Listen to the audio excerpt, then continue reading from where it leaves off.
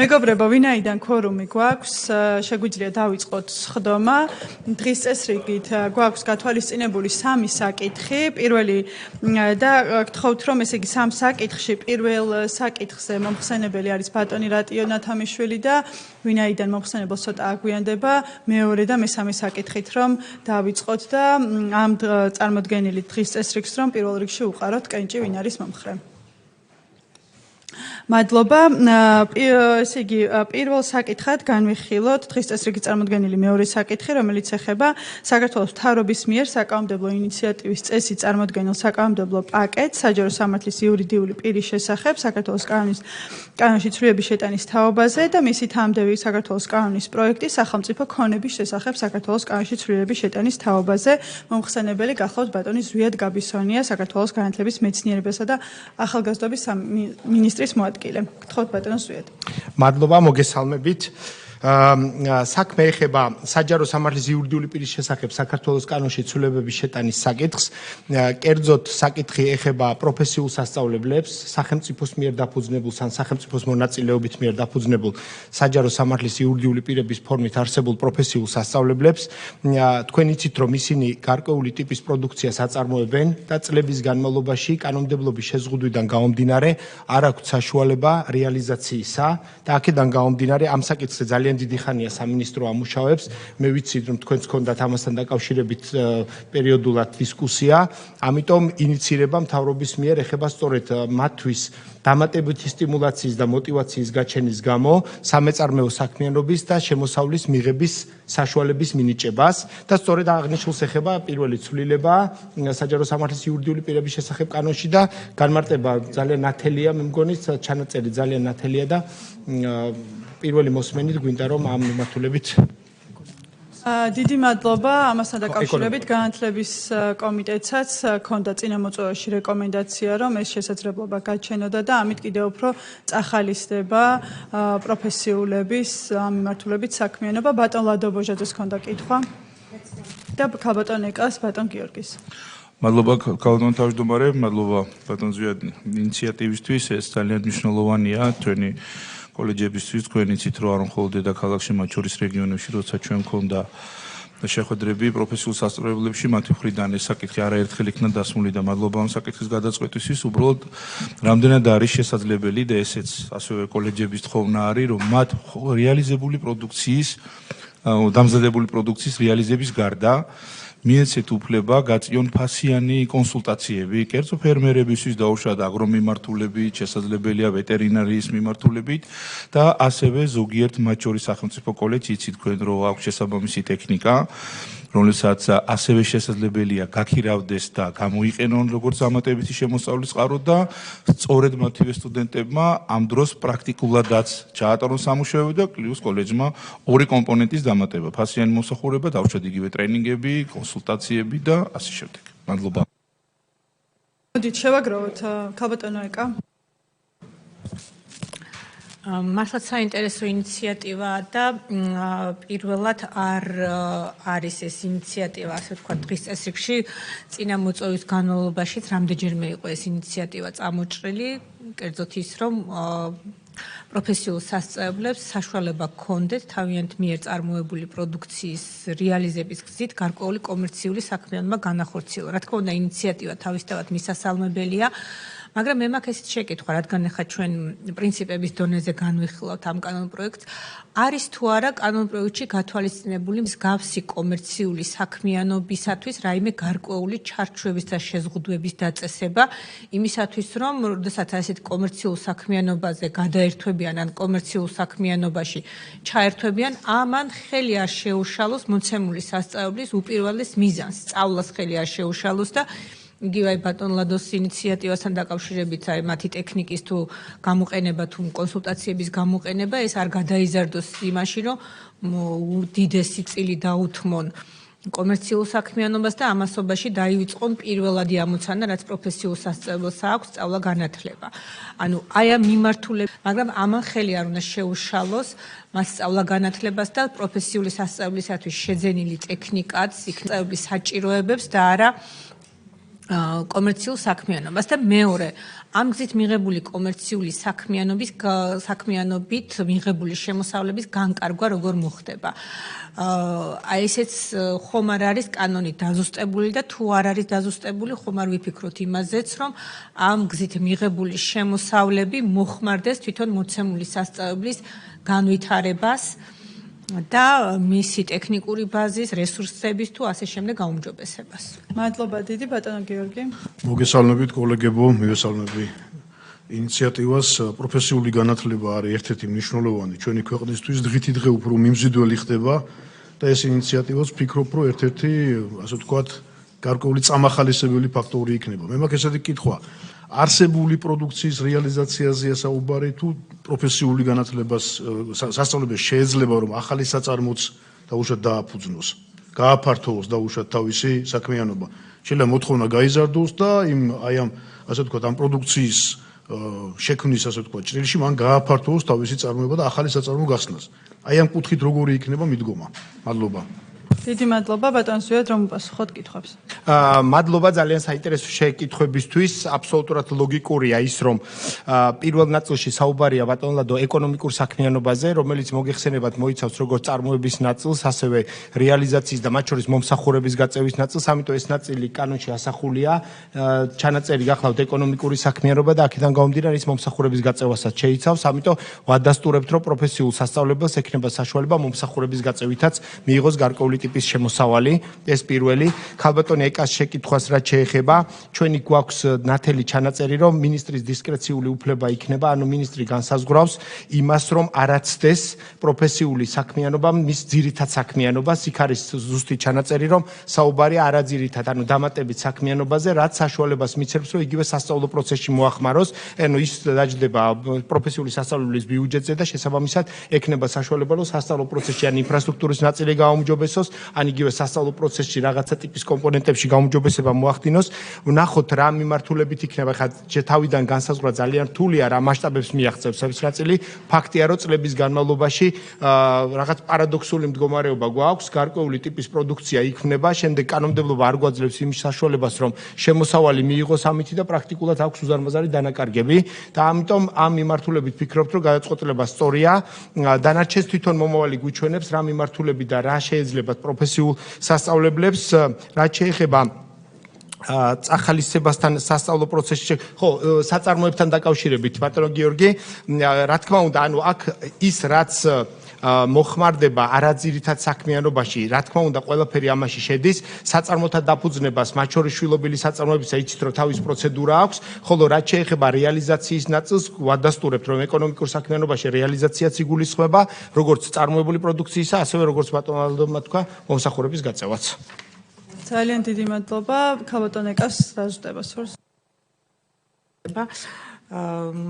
ვეთანხმები აბსოლუტურად სამინისტროს მიდგომას, რაც ამასთან დაკავშირებით არის და ხომარჯობია დაზუსტების მიზნით კანონპროექტში გაჩნდეს ესეთი ჩანაწერი, რომელიც დაარეგულირებს ერთგვარად ასეთი ტიპის საქმიანობის შეთავსებას პროფესიული სასწავლებლის ძირითად მიზანთან, რომ სასწავლო მიზნით ან სწავლების პროცესში შექმნილი პროდუქციის რეალიზების ნებართვა მივცეთ და არა ასე ვთქვათ ზეგანაკვეთურად და კერძოდ ასე ვთქვათ სასწავლო პროცესი, როდესაც არ იქნება და ანუ ისე არ მოხდეს, რომ გარდაიქმნას ჩვეულებრივ კომერციულ სტრუქტურად პროფესიული სასწავლებელი. ანუ სასწავლო მიზნით წარმოებული, სწავლების მიზნით წარმოებული ამა თუ იმ პროდუქციის გაყიდვა და რეალიზაცია მოხდეს. აი ესეთი ტიპის ჩანაწერი რო დავამატოთ კანონპროექტს, თუ იქნება შესაძლებელი და თუ მოგცემს ეს იმის საშუალებას, რომ უფრო კარგად დავარეგულიროთ ეს თემა.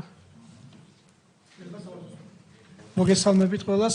დიახ, ქალბატონ ეკა, კანონპროექტი როგორც ზუსტად მაგას ითვალისწინებს სასწავლო პროცესის დროს შექმნილი პროდუქციის რეალიზებას და ეს ცალსახად წერია და მეორე მოსმენისთვის თუ თვლით რომ მეტი დაზუსტება ჭირდება, კი ბატონო, იმჟავნოთ და კი ბატონო. კი ბატონო, ზუსტად მასე წერია რედაქცია. თუ წერია, კი მაშინ საწინააღმდეგო პირიქით მივესალმებით მსგავს ინიციატივებს.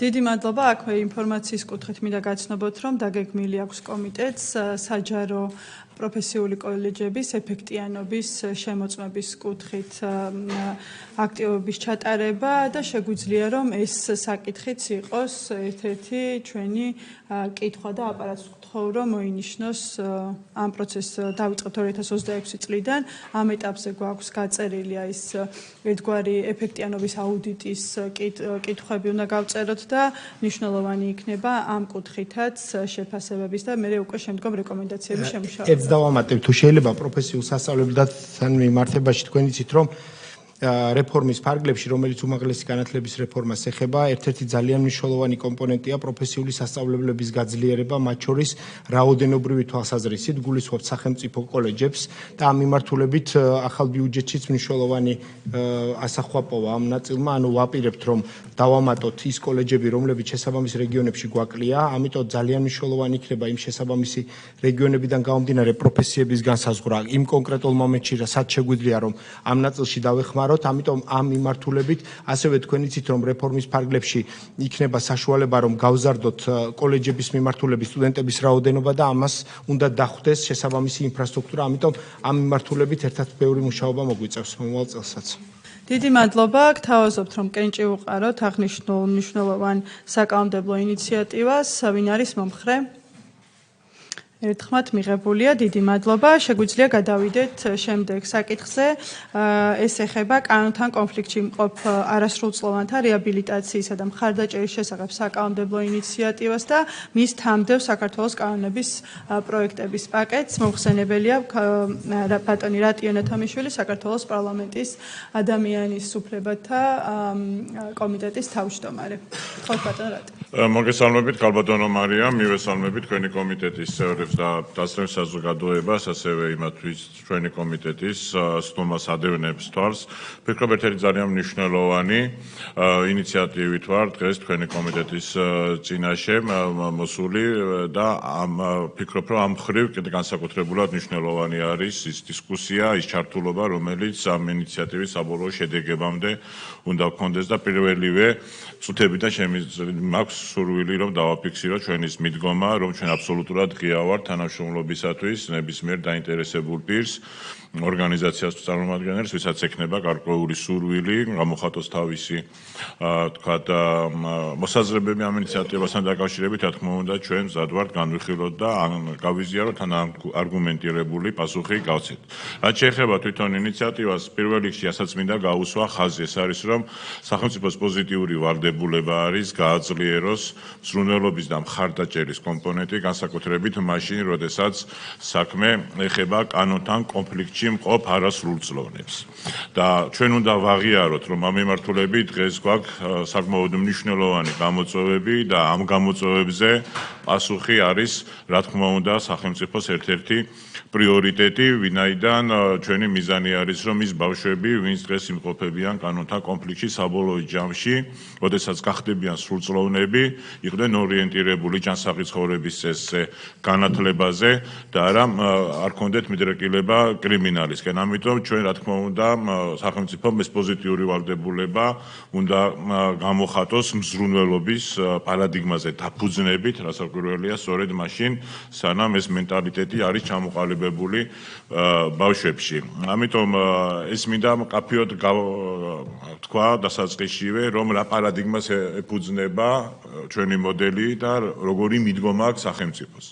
ჩვენი მიდგომა და მიზანი არის ძალიან მარტივი და სამართლიანი, რომ ბავშვი, რომელიც კანონთან კონფლიქტში იმყოფება, სასჯელის ნაცვლად უნდა იღებდეს დახმარებას და მხარდაჭერას სახელმწიფოს მხრიდან და სახელმწიფო უნდა აძლევდეს მას არა მხოლოდ შანსს, არამედ ამისთვის უნდა გავდეს და აძლიერებდეს შესაბამის სერვისებსა და პროგრამებს, რათა ამ ბავშვის ცნობიერებაში გაძლიერდეს სწორედაც რომ განათლების სურვილი, ჯანსაღი ცხოვრების წესისკენ მიდრეკილება და ასე შემდეგ. ეს არის უმნიშვნელოვანესი და სწორედ ამ პარადიგმას ეხება და აქედანაც კიდევ ერთხელ მინდა ვთქვა თუ რატომ შეირჩა ჩვენი მხრიდან რომ ახალი კანონით წარმოსგარიყავით საზოგადოების წინაშე.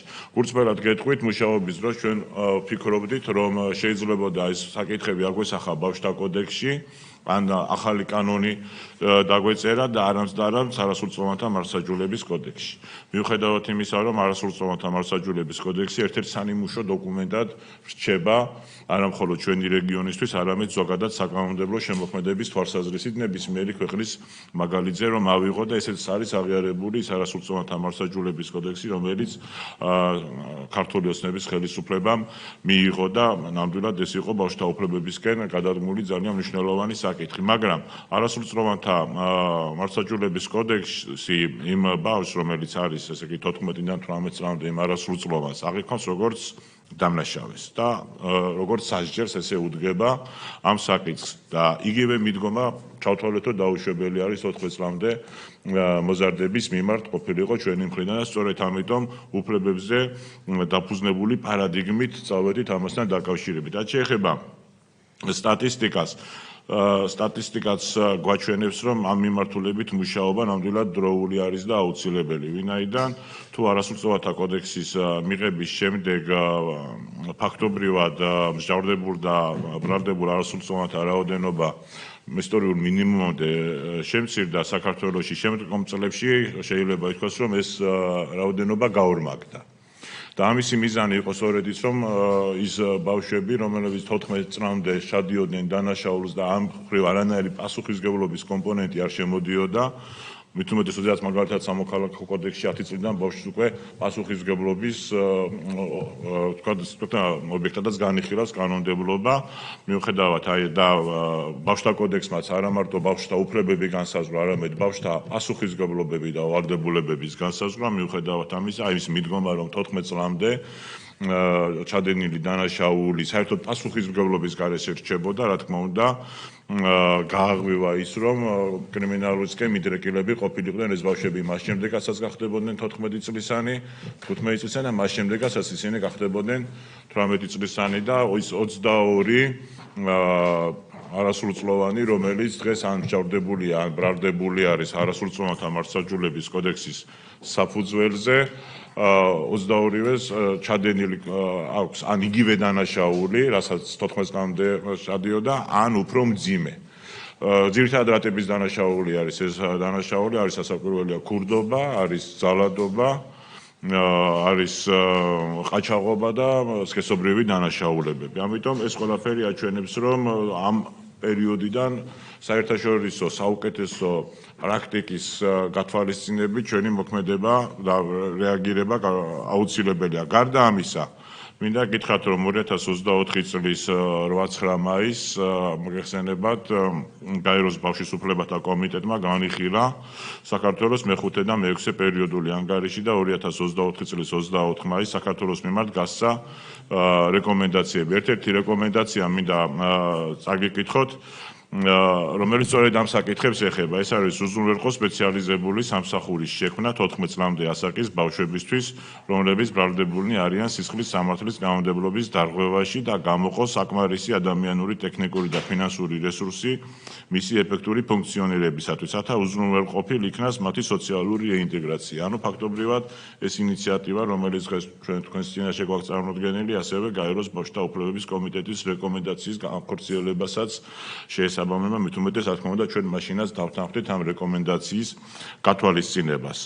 მახსოვს მე ამ სხდომასაც თავადაც ვესწრებოდი, ქონდა კომუნიკაცია მაშინ გაეროს კომიტეტის, ბავშვთა კომიტეტის წევრებთან და ერთ-ერთი მნიშვნელოვანი საკითხი, რომელსაც განვიხილავდით, ესეც იყო და მაშინაც ჩვენ სხვადასხვა ქვეყნის მაგალითებსაც და გაეროს ბავშვთა კომიტეტის მიდგომებსაც ამ მიმართულებით დიდი გულისხმობით გავეცანით. რაც შეეხება სხვადასხვა საერთაშორისო გამოცდილებას, ჩვენ შევისწავლეთ გერმანიის მოდელი პირველ რიგში, რომელსაც ეფუძნება ის ინიციატივა, რომელიც გვაქვს, მაგრამ გარდა ამისა, ჩვენ შევისწავლეთ შვეიცარიის, სკანდინავიის ქვეყნების, ნიდერლანდების, დიდი ბრიტანეთის მაგალითები, სადაც ფაქტობრივად ზუსტად იმ საკითხების მოგვარებაზე არის საუბარი, რაზეც დღეს ჩვენ თქვენთან ვსაუბრობთ. კანონ პროექტის მიხედვით და ახლა ჩვენ პირველი მოსმენით განვიხილავთ და მთლიანად პაკეტს ერთობლივად გაგაცნობთ, ამიტომ 8-ვე ინიციატივასთან დაკავშირებით, რომელიც პროექტთან დაკავშირებით, რომელიც ამ ერთ დიდ პაკეტში არის მოცემული, ცალ-ცალკე აღარ ვისაუბრებ, ერთიანად წარმოგიდგეთ მას, ახლა რეგლამენტი ამ შესაძლებლობას გვაძლევს და შემდეგ უფრო სიღრმისეულად, რა თქმა უნდა, წამყვან კომიტეტზე და პლენარულ სესიებზე განვიხილავთ, იქნება მხარდაჭერისა და რეაბილიტაციის ცენტრი, რომელსაც ექნება ორგვარი გადაწყვეტილების მიღების შესაძლებლობა. პირველ რიგში რაც არის მნიშვნელოვანი, რომ ამ ცენტრში მულტიდისციპლინური ჯგუფი შეიქმნება და მულტიდისციპლინურად უნდა მოხდეს ინდივიდუალური საჭიროებებიდან გამომდინარე თითოეულ შემთხვევაზე რეაგირება, შესწავლა და ასე შემდეგ. და ორ ტიპის გადაწყვეტილება შეიძლება იქნას მიღებული. ერთი ეს არის, რომ კანონთან კონფლიქტში მყოფი არასრულწლოვანი ბავშვების ჩართვა მოხდეს სპეციალიზებულ პროგრამებში. 14 წლამდე ბავშვებზე არის რა თქმა უნდა საუბარი და ამ ჩართვის დროს ინდივიდუალური, ესე ვთქვათ, როგორც მოგახსენეთ, ინდივიდუალური საჭიროებებით მოხდება ამ ყველაფრის განსაზღვრა ყოველ თითოეულ შემთხვევაზე და მეორე, როდესაც უკვე კანონიც ამას ამბობს, უკიდურესი და ვთქვათ, განსაკუთრებული შემთხვევა არის, მაშინ შეიძლება უკვე მულტიდისციპლინარულმა ჯგუფმა მიმართოს სასამართლოს იმის შესახებ, რომ ბავშვი განთავსდეს უკვე მხარდაჭერისა და რეაბილიტაციის სახლში. რაც შეეხება მხარდაჭერის და რეაბილიტაციის სახლს, ჩვენც ეს წარმოგვიდგენია როგორც მცირე ზომის საოჯახო ტიპის დაწესებულება, სადაც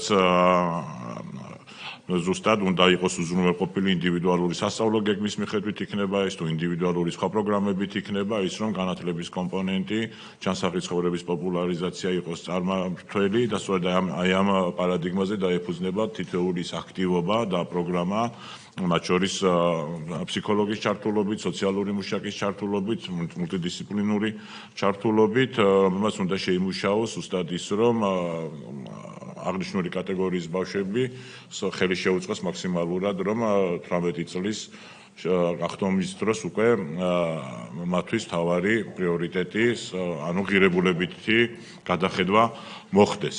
ამიტომ აი ეს მექანიზმები ექნება და ამითაც ჩვენ ვიმეორებთ გერმანულ მოდელს. გერმანულ მოდელშიც არის სწორედ ესეთი ჩანაწერები, როგორც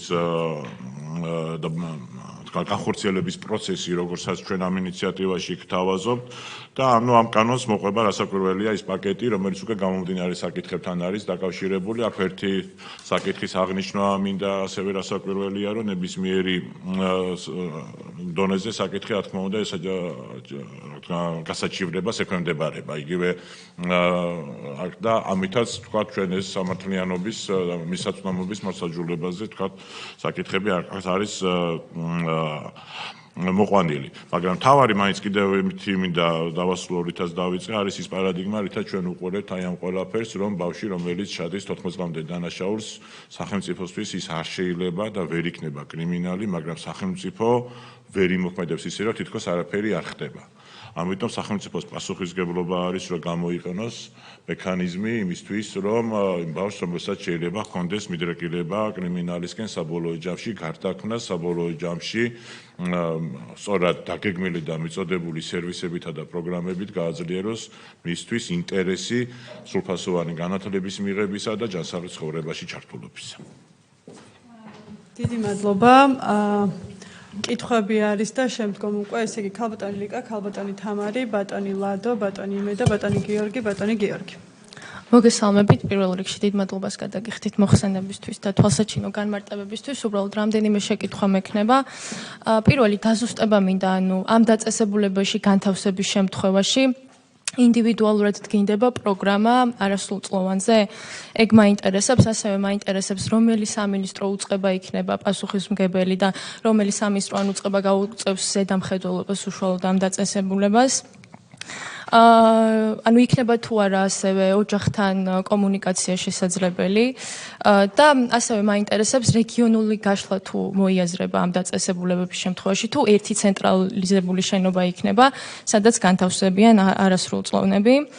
ასევე მაინტერესებს იმ შემთხვევაში რა ხდება თუ არასრულწლოვანი ანუ დასრულების შემდეგ ხელმეორედ ჩაიდენს დანაშაულს და რა თქმა უნდა მაინტერესებს როგორც ვიცით სასკოლო განათლებაც მიეწოდებათ ამ დაწესებულებაში უბრალოდ ინფრასტრუქტურა რამდენად ხელმისაწვდომი იქნება იმ ბავშვებისთვის, ვინც დაუშვათ სპორტულ კარიერას აპირებს, ანუ სპორტული ინფრასტრუქტურა შესაბამის ხელსაწყობი თუ იქნება მოწყობილი ამ დაწესებულებებში. დიდი მადლობა. ბატონ რატი, როგორ გიჩვენეთ, შევაგროვოთ თუ? შევაგროვოთ ჯობია. კი ბატონ, სამი კითხვა შევაგროვოთ, უპასუხოთ და მე ისევ სამი. ქალბატონი თამარ. მოგესალმებით. ბატონ რატი, მადლობა პროექტის წარმოდგენისთვის. თქვენი საუბრეთ სტატისტიკაზე და ძალიან მნიშვნელოვანია და კარგი ინიციატივაა, რომ ამაზე ფიქრი დაიწყეთ, იმიტომ რომ მართლაც ძალიან ცუდი სტატისტიკური მონაცემები გვაქვს 23 და 24 წლის და შესაბამისად დროულია ამაზე რომ დაიწყეთ მუშაობა. თუმცა მე მექნება რამოდენიმე შეკითხვა. პირველი შეკითხვა, რამდენად ჩართული ყავდათ პროექტზე მუშაობის დროს ქცევის სპეციალისტები და ამ დარგის პროფესიონალები, თუნდაც ფსიქოლოგები. მეორე შეკითხვა, გაქვთ თუ არა ამ ტიპის დანაშაულების ანალიზი გაკეთებული, ანუ რა მიზეზებმა გამოიწვია ის, რომ ამ ბავშვებში აი ეს კონკრეტული დანაშაულებები ხდება, რაც თქვენ ჩამოთვალეთ. მესამე შეკითხვა, შესწავლილი გაქვთ თუ არა ამ ბავშვების პროფილი, ანუ ოჯახური პროფილები, არის თუ არა აქ რაიმე მძიმე მოცემულობები ოჯახური თვალსაზრისით. და ძალიან მნიშვნელოვანი ამ ბავშვების უკან როგორც წესი დგანან ხოლმე ესე იგი ზრდასრული ადამიანები რომლებიც უბრალოდ ინსტრუმენტად იყენებენ ამ ბავშვებს და არის სქემები და ქსელები რომლებიც არის ჩვენს ქვეყანაში და ვიცით ამის შესახებ და ეს თუ არის იდენტიფიცირებული თქვენი მხრიდან პროექტზე მუშაობის დროს და ამ მონაცემებსაც თუ ეყრდნობოდით და ასევე ძალიან მნიშვნელოვანი შეკითხვა ამ რეაბილიტაციის და პროგრამის პარალელურად თუ ექნებათ ამ ბავშვებს ამ დაწესებულების დატოვების შესაძლებლობა. მადლობა. ბატონი ლადო. მადლობა ბატონრატი. კანონ პროექტის წარმოდგენისთვის, მადლობა ინიციატორებს, რადგან ძალიან მნიშვნელოვანი კანონ პროექტია. თქვენ თავადაც ახსენეთ, როცა ეს კანონი იყო მიღებული, სრულიად შეიცვალა დამოკიდებულება არასოწონების მიმართ, თუ ისინი მანამდე დანაშაულს ჩადიოდნენ, მიდიოდნენ პენიტენციარულ დაწესებულებაში და ფაქტობრივად სახელმწიფო პატივნობის მიზნით ხელს უწყობდა, რომ ისინი იმ გზას გაყოლოდნენ და არც რეაბილიტაციაზე აფიქრათ, არც ცხოვრების წესის შესვლაზე. ახლა ეს დამოკიდებულება შეიცვალა, თუმცა მათმა წელმა და განსაკუთრებით ორმა წელმა სტატისტიკაზეც იყო ლაპარაკი, აჩვენა, რომ რატომღაც ხდება ორგანიზებულად კონკრეტული ახალგაზრდული არასოწონათა ჯგუფების ჩამოყალიბება, რომლებიც ორგანიზებულად მიზანმიმართულად ჩადიან დანაშაულს და თითქოს გაჩნდა ერთგვარი განცდა, რომ დანაშაულის გამო ისინი არ დაიჯებიან. აქ დაჯაზე არც არის საუბარი, თუმცა საზოგადოებისთვის კიდევ უფრო ადვილი გასაგები რომ იყოს, იმიტომ რომ ერთგვარი არაჯანსაღი ინტერპრეტაცია მიეცა, მათ შორის მედიაში საუბრობთ 10-დან 14 წლამდე არასრულწლოვანებზე, რომლებსაც დანაშაულის ჩადენის შემთხვევაში, დადასტურების შემთხვევაში პროკურატურას ეძლევა უფლება მიმართოს სასამართლოს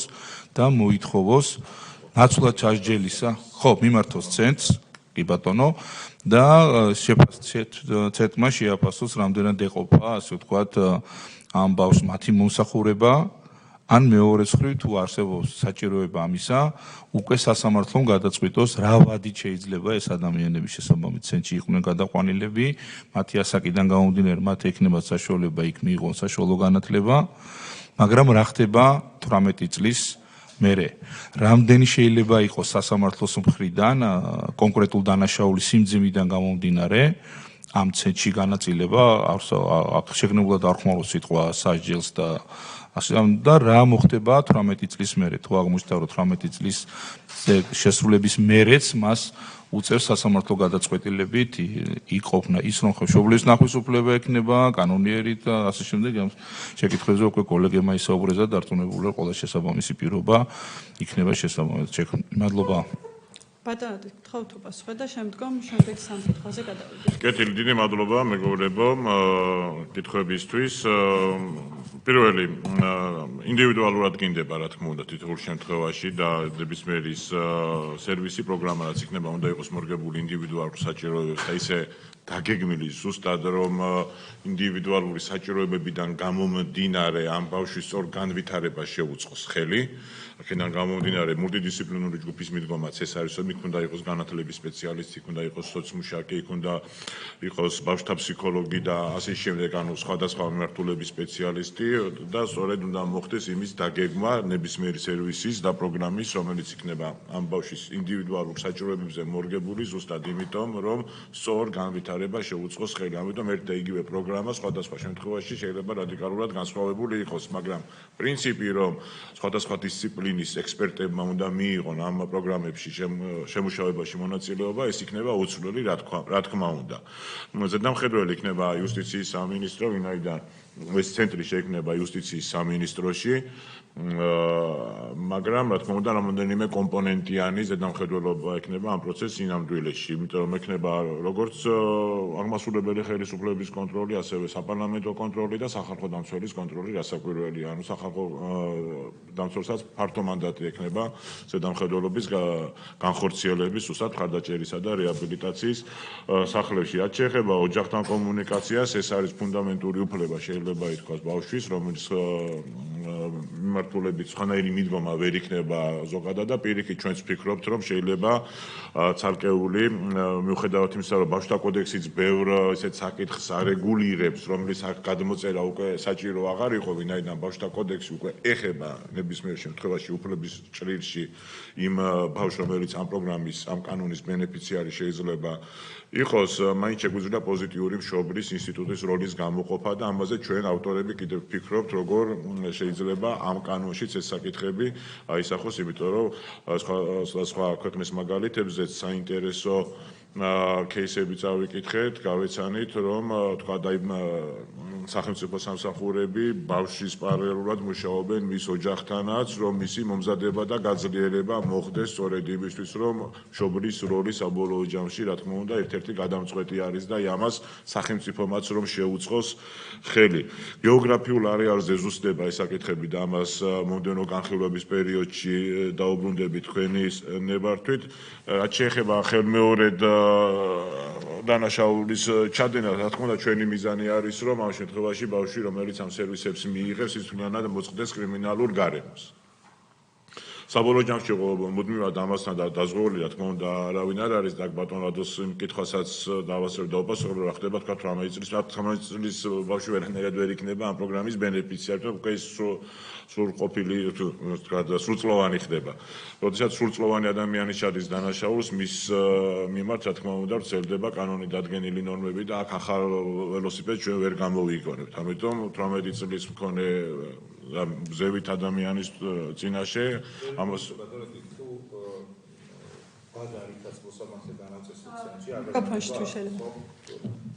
სტებისთვის თუ შეიძლება ბატონო მე ვიგულისხმე რომ თუ სასამართლომ დაუშვათ 13 წლისას რაღაცა ვადით განამწესა რომელშიც ვადაშიც მას უკვე 18 წელი შეუსრულდება. თქონდაც ასაკი გულისხმობს რომ კარს გაუღებენ და გამოუშვებენ თუ უკვე შეეხება იმ კანონის შესაბამისად და იმ დანაშაულის შესაბამისად რაც ჩაიდინა უკვე სხვა ზღვარი ასე ვთქვა და სხვა კანონი და სხვაგვარად აგებს პასუხს ხო თუ უბრალოდ კარს გაუღებენ და გამოუშვებენ. ამ შემთხვევაში ეს არის 14 წლამდე ბავშვებზე არის ორიენტირებული, მაგრამ და თქვა 13 წლის ასაკში ჩადენილი თქვა რაღაც ქმედება ვერ გახდება 16 წლის ბავშვის თქვა დასჯის მექანიზმი და არც უნდა გახდეს არანაირად, ხო? იმიტომ რომ ის სხვა 5 წელზე მეტით გამწესება ვერც იქნება. ეს იგულისხმება. ვერანაირად. ხო. ვერანაირად, ამიტომ თუ ახრივ ვფიქრობთ, სადმე არის იურიდიული ტექნიკის თვალსაზრისით დასაზუსტებელი, რა თქმა უნდა, მზად ვართ ამისთვის, რომ დავაზუსტოთ, უბრალოდ ხო ეს მინდა იცოდეთ, რომ არასრულწლოვანთა მართლმსაჯულების კოდექსი კიდევ საზოგადოება შეიძლება ჰქონდეს ანალოგიური კითხვა, არის 14-დან 18 წლამდე ბავშვებზე ვრცელდება და ამ შემთხვევაში ჩვენ გვინდა 14 წლამდე ბავშვებთან დაკავშირებით, ოღონდ პარადიგმის განსხვავებით, რომ თუ არასრულწლოვანთა მართლმსაჯულების კოდექსი ბავშვს შეიძლება აღიქვამდეს როგორც დამნაშავეს და უსაზღვრავდეს სასჯელის ზომას, აქ ჩვენ აბსოლუტურად რადიკალურად სხვა მიმართულებიდან უდგებით ამ საკითხს და უყურებთ ბავშვს არა როგორც კრიმინალს, როგორც დამნაშავეს, არამედ მას, ვისაც სჭირდება მხარდაჭერა და სახელმწიფო მზრუნველობის კომპონენტის გაძლიერება. ბოლო კითხვა იყო ქალბატონ ნიკასის სასკოლო განათლებისა და ინფრასტრუქტურას ამდენად ხელმისაწვდომი იქნება, რა თქმა უნდა, ეს იქნება ერთ-ერთი უმნიშვნელოვანესი, რომ ამ მიმართულებით არანაირი ხარვეზი არ იყოს, იმიტომ რომ ერთ-ერთი გადამწყვეტი იმისთვის, რომ ბავშვის განვითარება წარიმართოს სწორად, აუცილებელი არის, რომ შეუფერხებლად მიეწოდებოდეს სასკოლო განათლებაც და აქაც გავიმეორებ კიდე იყო საუბარი, რასაკვირველია, სპორტულ აქტივობებში ჩართულობა, ვინაიდან არაერთხელ ვახსენეთ ჯანსაღი ცხოვრების წესის პოპულარიზაცია და რა თქმა უნდა, როდესაც მავნეჩვევებისკენ კრიმინალისკენ არის ბავშვი მიდრეკილი, არის სწორედ იმიტომ, როგორც წესი, რომ ჯანსაღი ცხოვრებისკენ არ ხდება მისი ჩართულობა და ამის ხელშეწყობა. ამიტომ ერთ-ერთი გზა, უნივერსალური გზა შეიძლება ითქვას, რომ მოწყვიტო აი ამ სფეროს და პოზიტიურ სფეროში გადმოვიდეს ბავშვი, არის სწორედ ის, რომ გააძლიერო ჯანსაღი ცხოვრების წესისათვის აუცილებელი პროგრამები, სერვისები და მათ შორის ინფრასტრუქტურაც.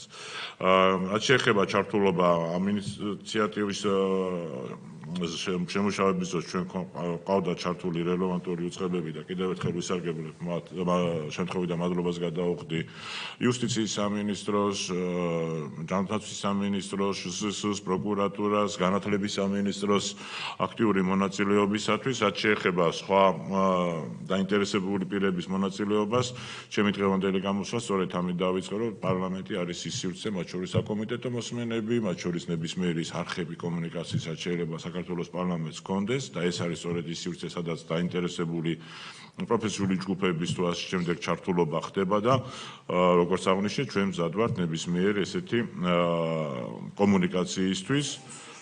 რაც შეეხება ანგარიშებს და ანალიზებს, ამ მხრივ არის საინტერესო ანგარიშები, იგივე პროკურატურას აქვს საკმაოდ საინტერესო ანგარიში, რომელიც შეგვიძლია გაგიზიაროთ, ეს არის კანონთან კონფლიქტში მყოფ არასრულწლოვანთა მახასიათებლების კვლევა და საკმაოდ საინტერესო დოკუმენტი არის სხვათა შორის ამ მიმართულებით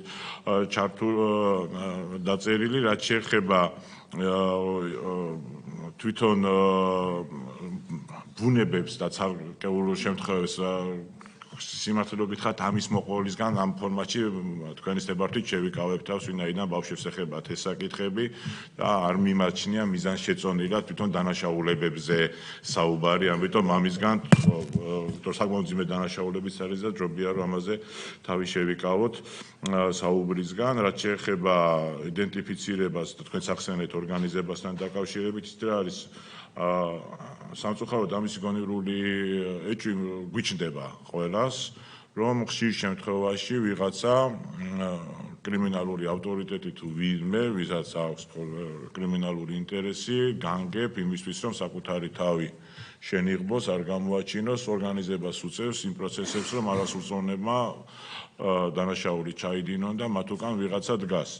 ესეთი საკითხების გამოძიება, რა თქმა უნდა, ძალიან რთული არის, იმიტომ რომ მტკიცებულებების დასაბუთება გჭირდება ყოველთვის გამოძიებას, მაგრამ მე ვფიქრობ, რომ ამ მხრივ მუშაობა ნამდვილად გასააქტიურებელია. რაც ერთ-ერთი საკითხი არის, რასაც აღნიშნავ, რომ საქართველოს სისხლის სამართლის კოდექსში ჩვენი ხელისუფლების პირობებში შევიდა არაერთი ცვლილება, სადაც ბავშვთა ჩართვა კრიმინალურ საქმიანობაში, სხვადასხვა საქმიანობაში დამომძიმებელ გარემოებად განისაზღვრა. ჩვენ კიდევ ვფიქრობთ ამ მხრივ, როგორ შეიძლება, რომ კანონი კიდევ უფრო მეტად პროპორციულად მკაცრი გახდეს ისეთი პირების მიმართ, ვინც არასრულწლოვანებს დანაშაულებრივ საქმიანობაში რთავს. იქნება ეს ქურდობა, ყაჩაღობა, სხვის ინივთის დაზიანება, აზარტული თამაშები, პროსტიტუცია არ აქვს რა თქმა უნდა მნიშვნელობა, ნებისმიერ შემთხვევაში ამას აქვს გამომძიმებელი გარემოება. არის ესეთი შემთხვევები, სადაც ასეთი გამომძიმებელი გარემოებების გამო ცალკეული პირები არიან პასუხისგებაში მიცემულები, ესეთი შემთხვევები გვაქვს. რა თქმა უნდა, მაგრამ ვფიქრობ, რომ ამ მიმართულებით კიდევ უფრო გასააქტიურებელი არის საბოლოო ჯამში ჩვენი მუშაობა და შეიძლება ერთ-ერთი ხელისშემწყობი ფაქტორი სწორედ ამ კანონის მიღებაც იყოს. დიდი მადლობა, სანამ შემდეგ კითხვებზე გადავალთ, ალბათ ესეც მნიშვნელოვანი იქნება. ხო, დატოვება თუ იქნება შესაძლებელი, რა თქმა უნდა, ამის შესაძლებლობა იქნება. კიდევ ერთხელ დროზე ადრე დატოვება, დრო დავასუსტოთ. დატოვება სახლის დატოვება. დროზე ადრე დატოვებას გულისხმობ თუ მაგალითად დღეს მაგალითად მშობელს მოუწევს სადმე წაიყვანოს. ორივე ტიპის შესაძლებლობას აჩენს კანონი, იმიტომ პირველ რიგში კანონში წერია, რომ 6 თვემდე და ეს 6 თვემდე ნიშნავს, რომ ამ 6 თვის განმავლობაში ნებისმიერ დროს მულტიდისციპლინარული ჯგუფი პროცესს პარალელურად აფასებს ბავშვის საჭიროებას და ნებისმიერ დროს შეიძლება მიიღოს ის გადაწყვეტილება, რომ არა 6 თვით, არამედ 6 თვემდე, მეორე თვეს პირობითად ვამბობ, მესამე თვეს უკვე მიზანშეწონილად მეიჩნიოს, რომ ამ პროგრამის დატოვება არის უკვე შესაძლებელი და ანუ ეს 6 თვით აპრიორი ჩაკეტილი არ არის ამ შემთხვევაში და მეორე მხრივათაც რა თქმა უნდა ისედაც იგივე გადაწყვეტილებით იქნება შესაძლებელი რომ დატოვოს ბავშვმა შესაბამისი დაწესებულება. დიდი ბოდიში აქ დავაზუსტებ მე დატოვებით გულისხმობა დროზე ადრე შეწყვეტა ამ სერვისის, მაგრამ ასევე თუ იყო თქვენ კითხვაში მოაზრებული, რომ მაგალითად გარკვეული პერიოდით დატოვოს სახლი რაღაც სხვადასხვა მიზეზის გამო, იყო მაგალითად ესეთი კითხვა, რომ მაგალითად საზღვარგარეთ უნდა მშობელს წაიყვანოს და მე ისევ დააბრუნოს. აი ასეთი ტიპის დატოვება თუ მოიაზრება კანონში. ანუ თუ საუბრობთ იმაზე, რომ ინდივიდუალური მიდგომა იქნება, ხო, ამ სახლში და მთლიანად ამ პროგრამის ფარგლებში, აქედან გამომდინარე, ძალიან მნიშვნელოვანი შეკითხვაა ჩემთვის, მაგალითად ამ პროექტთან დაკავშირებით ყველაზე მნიშვნელოვანია, იმიტომ რომ თუ ჩვენ 4 კედელში გამოვამწყობთ ბავშვს, ხო, ეს თავის არსში არის ზუსტად ის მიდგომა, რომ დაუშვათ ჩვენ სტიგმას ვუმატებთ ამ შემთხვევაში და ვექცევით მას როგორც კრიმინალს და ამან შეიძლება გამოიწვიოს ძალიან მძიმე შედეგები ბავშვისთვის, ხო? აქედან გამომდინარე, რამდენად თავისუფალი იქნება ის სწორედ მიმოსვლაში ოჯახთან ურთიერთობაში და აი პირველი შეკითხვა, რომელიც მე დავსვი ფსიქოლოგების ჩართულობასთან დაკავშირებით, თუ არის გააზრებული ის შედეგები, რას გამოიწვევს ეს ყველაფერი და ამ პროექტში ბუნდოვანი იყო ჩემთვის ის კონკრეტულად ამ სახლში როგორ მოხდება ამ ბავშვების დაუშვათ გამოვლენ იქიდან თუ დარჩებიან, რამდენი დღე იქნება, რამდენი წელი იქნება და ასე შემდეგ. უფრო დეტალურად. კეთილი, მაშინ ამ შემთხვევაში თეორიულად რომ ავიღოთ, დროზე ადრე დატოვების ან ხანმოკლე პერიოდი დატოვების ორი მექანიზმი შეიძლება არსებობდეს. ორივე მექანიზმი კანონში უკვე წერია. ორივე მექანიზმი.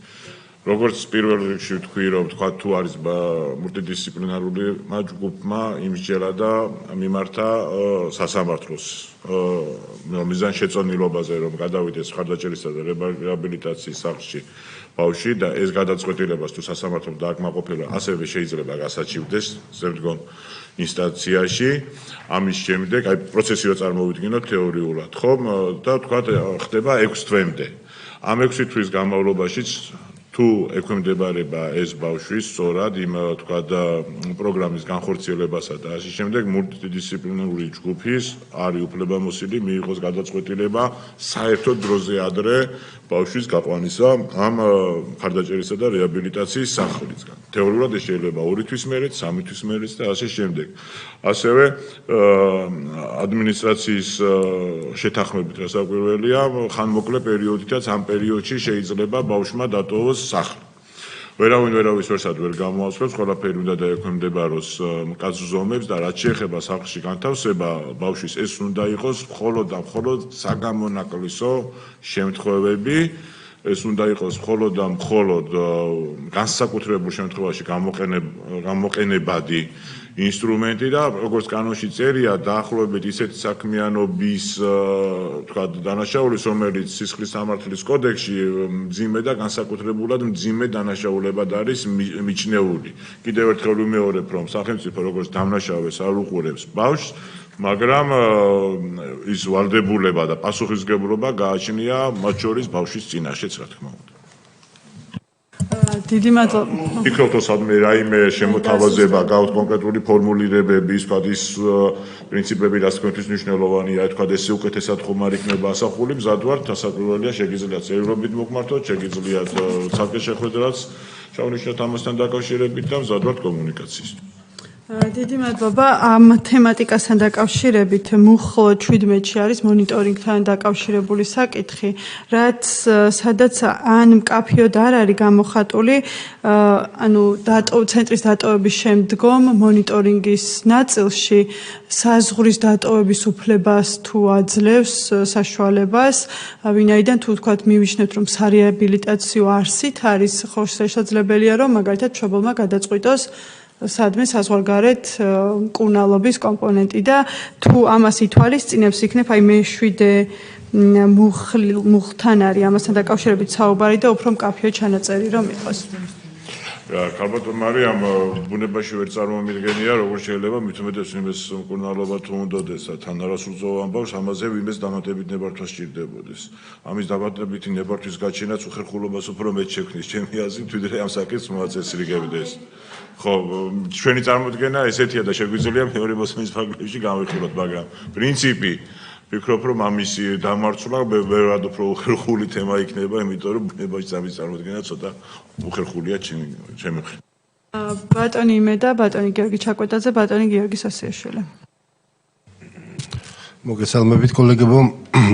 პირველ რიგში აღსანიშნავია და ხაზგასასმელია, რაც არაერთგზის უნდა გაესვას ხაზი, მე ასევე ვფიქრობ, რომ საზოგადოებაში ჩამოყალიბებული აზრი ქონდეს ამ კანონ პროექტთან დაკავშირებით, რომ კანონ პროექტით გათვალისწინებული ღონისძიებები არ წარმოადგენს სისხლის სამართლებრივ ღონისძიებებს. და ეს კანონ პროექტი ორიენტირებული არის აბსოლუტურად არავინმეს დასჯისკენ, დატუსაღებისკენ და ასე შემდეგ, პირიქით რეაბილიტაციისკენ, რესოციალიზაციისკენ და ასეთი სიკეთეების მიღებისკენ. რა მინდა პირველ რიგში რომ შეგეკითხოთ ბატონო რატი. და აღნიშნული ცხადყოფს, როდესაც რეაბილიტაციის და მხარდაჭერის ცენტრში მოთავსებულ ბენეფიციარს შესაძლებლობა ექნება მიიღოს ზოგადი მათ შორის პროფესიული განათლებაც და საჭიროების შემთხვევაშიც დისტანციურად მიიღოს უმაღლესი განათლებაც კი. ამასაც ბუნებრივია ხაზი უნდა გაესვეს. უბრალოდ საინტერესოა ნაწილობრივ დაისვა ეს შეკითხვა და უფრო მეტი კონკრეტი გამინდა შევიტანო. მოგეხსენებათ ასეთი სირთულეების მქონე ბავშვები განათლებაზე მეტად ორიენტირებული არიან სპორტული და სახელოვნებო აქტივობებისადმი. შესაძლებლობა ექნება თუ არა მის კანონიერ წარმომადგენელს ან ამ შემთხვევაში ცენტრის შესაბამის უფლებამოსილ პირს, რომ ჩართოს ამ აქტივობებში არასრულწლოვანი. ეს პირველი შეკითხვა. მეორე შეკითხვა მულტიფუნქციური ჯგუფს წინასწარ ექნება თუ არა განსაზღვრული ინდივიდუალური სერვისები და პროგრამების კონცეფციები, რომელიც ჩაშლილი იქნება ვადები ასაკის დანაშაულის ოჯახური მდგომარეობის შესაბამისად და რატომ ვამახვილებ ამ კითხვაზე ყურადღებას. ხშირ შემთხვევაში მე ვფიქრობ, წავაწყდებით ჩვენ ისეთ შემთხვევებს, სადაც არასრულწლოვნის კანონიერ წარმომადგენელთან შეიძლება რიგი პრობლემები იქნეს, რომ ამ ცენტრში ბავშვი მოხვდეს, არ მოხვდეს, მისით მოგმართოს და ასე შემდეგ. შესაბამისად, წინასწარ რომ იცოდეს კანონიერმა წარმომადგენელმა რა პროგრამებს და რა სერვისებს მიიღებს არასრულწლოვანი, ამას ემსახურება ჩემი კითხვა და მესამე კანონ პროექტში ასევე ვკითხულობთ, რომ მულტიდისციპლინური ჯგუფის შექმნის და ფუნქციონირების წესს ადგენს იუსტიციის მინისტრი. განმარტებებში ვკითხულობთ, რომ მულტიფუნქციური ჯგუფში იქნებიან ფსიქოლოგები, პედაგოგები, სოციალური მუშაკები და ექიმები. შესაძლებლობა მიეცემა თუ არა სასულიერო პირებს ამ ჯგუფში რომ მოხვდნენ.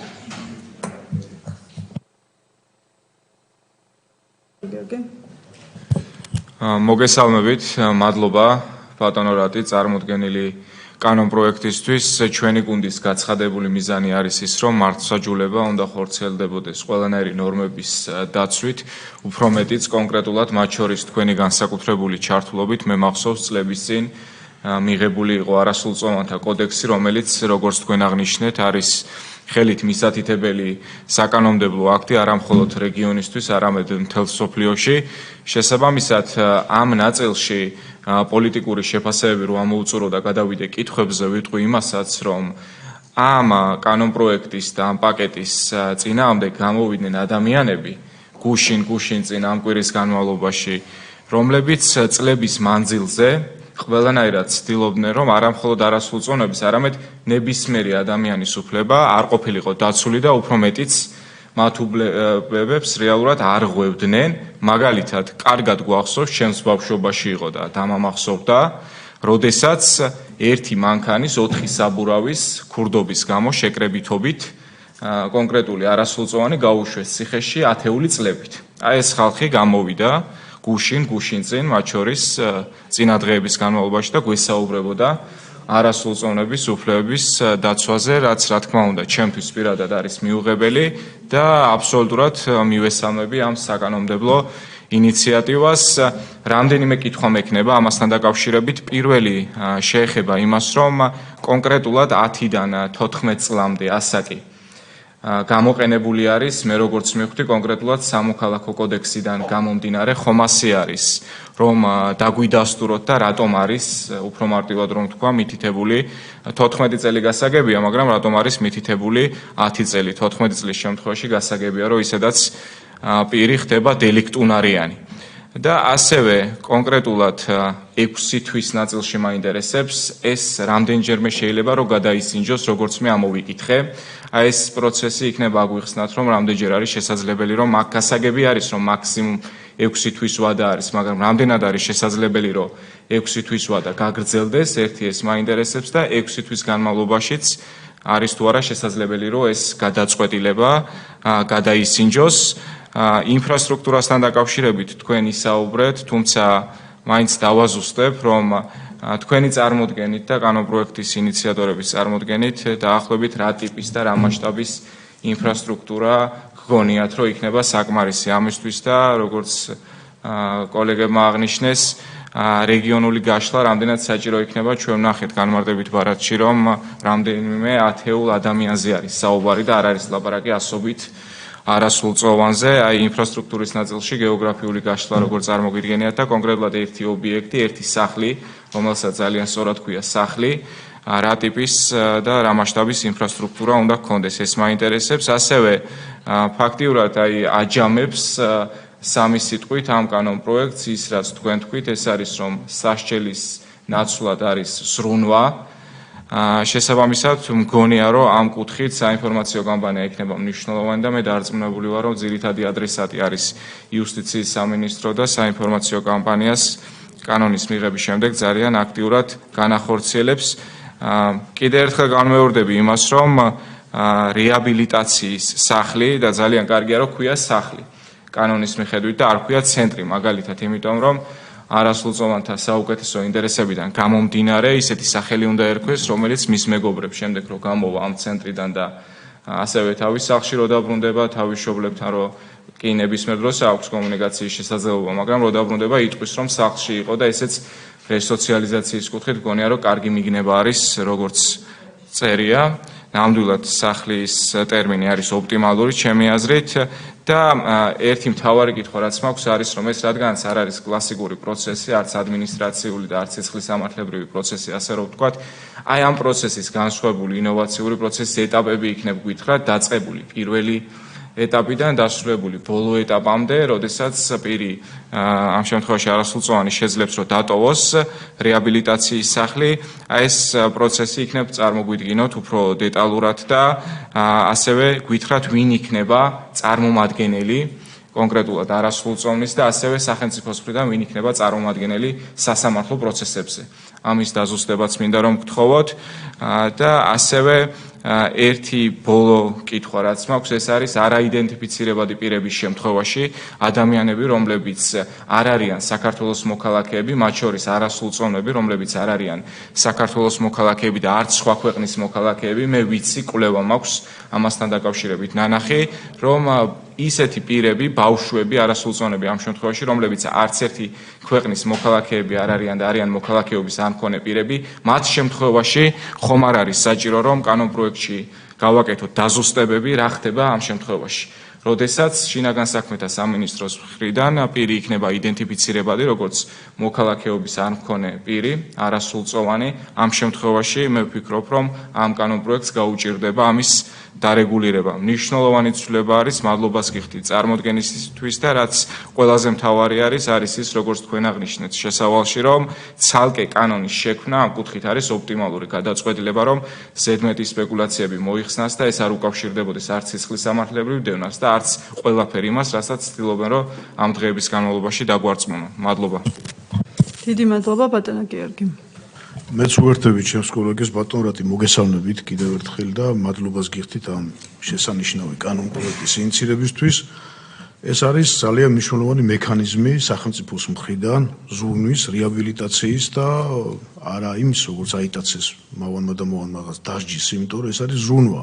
სახელმწიფო ითავსებს ოჯახის ფუნქციას, მოდი ასე ვთქვათ, იმიტომ რომ ეს არის კრიმინალური სამყაროსკენ გზის ჩახერგვა არასრულწლოვანი ჩვენი ამ პატარებისთვის და მათთვის გზის დასახვა ნორმალური განვითარების. ამიტომ მე ვფიქრობ, რომ ეს ამ ხრი უმოქმედობა ჩემი აზრით სახელმწიფოსგან დაუშვებელი იყო, იმიტომ რომ კვლევა ახსენეს წევან და პენტენციურ დაწესებულებებში ასაკობრივი მაჩვენებელი ისეთი იყო სავალალო, რომ აი ამ კუთხით პრევენციის გაკეთება იყო, მე ვფიქრობ, ძალიან საშუალო და აუცილებელი. მე ხა პრინციპში თითქმის ყველა კითხვა დაისვა, რაც მიტრიალდა თავში, მაგრამ მაინც ვფიქრობ, როგორ წარმოგიდგენიათ სასწავლო კომპონენტი აი ამ დაწესებულებაში. ეს ძალიან მნიშვნელოვანი ამბავი, იმიტომ რომ ყველა მათგანს თავისი სპეციფიური მოთხოვნილებები და მოთხოვნები ექნება და ეს საერთო კურიკულუმი გაკეთდება და უშუალოდ ინდივიდუალური გეგმები გაკეთდება, იმიტომ რომ საკმაოდ სპეციფიური საქმე იქნება და ამ ხრივ როგორ წარმოგიდგენიათ ეს ამბავი. დიდი მადლობა. მოდით მაშინ მეც ბოლო კითხვას ველოდებოდი, ძირითადად ყველა კითხვები დაისვა, პირველ რიგში მეც შევუერთდები და აქ ძალიან მკაფიოდ იყო წარდგენისას, რომ ეს არის დაკავება, ეს არის რეაბილიტაცია და სახელმწიფოს მიერ ზრუნვა და ამაზე манипуляция უბრალოდ მავნებლობა არის. ასევე რამდენიმე ჩემ კოლეგის მიერ გაჟღერებულს რამდენიმე საკითხსაც გამოვეხმაურები, ეს არის ერთი რომ დამამძიმებელი ფაქტორი უშუალოდ კრიმინალების ნაწილში, რაც ერთ-ერთი სამიზნე ასე ვთქვათ, არის ამ დანაშაულის პრევენციისა და შემდგომ აღმოფხვრის, ვფიქრობ, მნიშვნელოვანი იქნება, რომ ერთგვარად რეკომენდაციის სახით ჩვენი კომიტეტის მხრიდან თუ ეს შეგვიძლია რომ გავითვალისწინოთ დამატებით მუხლად დამამძიმებელ გარემოების შექმნად იმ კრიმინალებთან მიმართებაში ეს ძალიან მნიშვნელოვანი იქნება. ასევე ჩამკეტთან დაკავშირებით, როდესაც საუბარი იყო რამდენი 6 თვე მოიაზრებოდა, ალბათ ერთ-ერთი ფაქტორი თვითონ ეფექტიანობის შეფასების ნაწილში თვითონ სარეაბილიტაციო მომსახურების მოწოდების კუთხით ალბათ რაიმე გონივრული ვადა უნდა იქნეს მითითებული, ეს იქნება თქვათ 3-ჯერ 6 თვე თუ მაქსიმუმ რაღაცა წლებთან მიმართ ესეც მნიშვნელოვანია, რომ რაღაცა დაუსრულებელი ვადით არ იყოს და თან ამანაც მოგცეს მაკოორდინირებელს, რამდენად ეფექტიანად ხორციელდება ის 6 თვიანი სარეაბილიტაციო მუშაობა.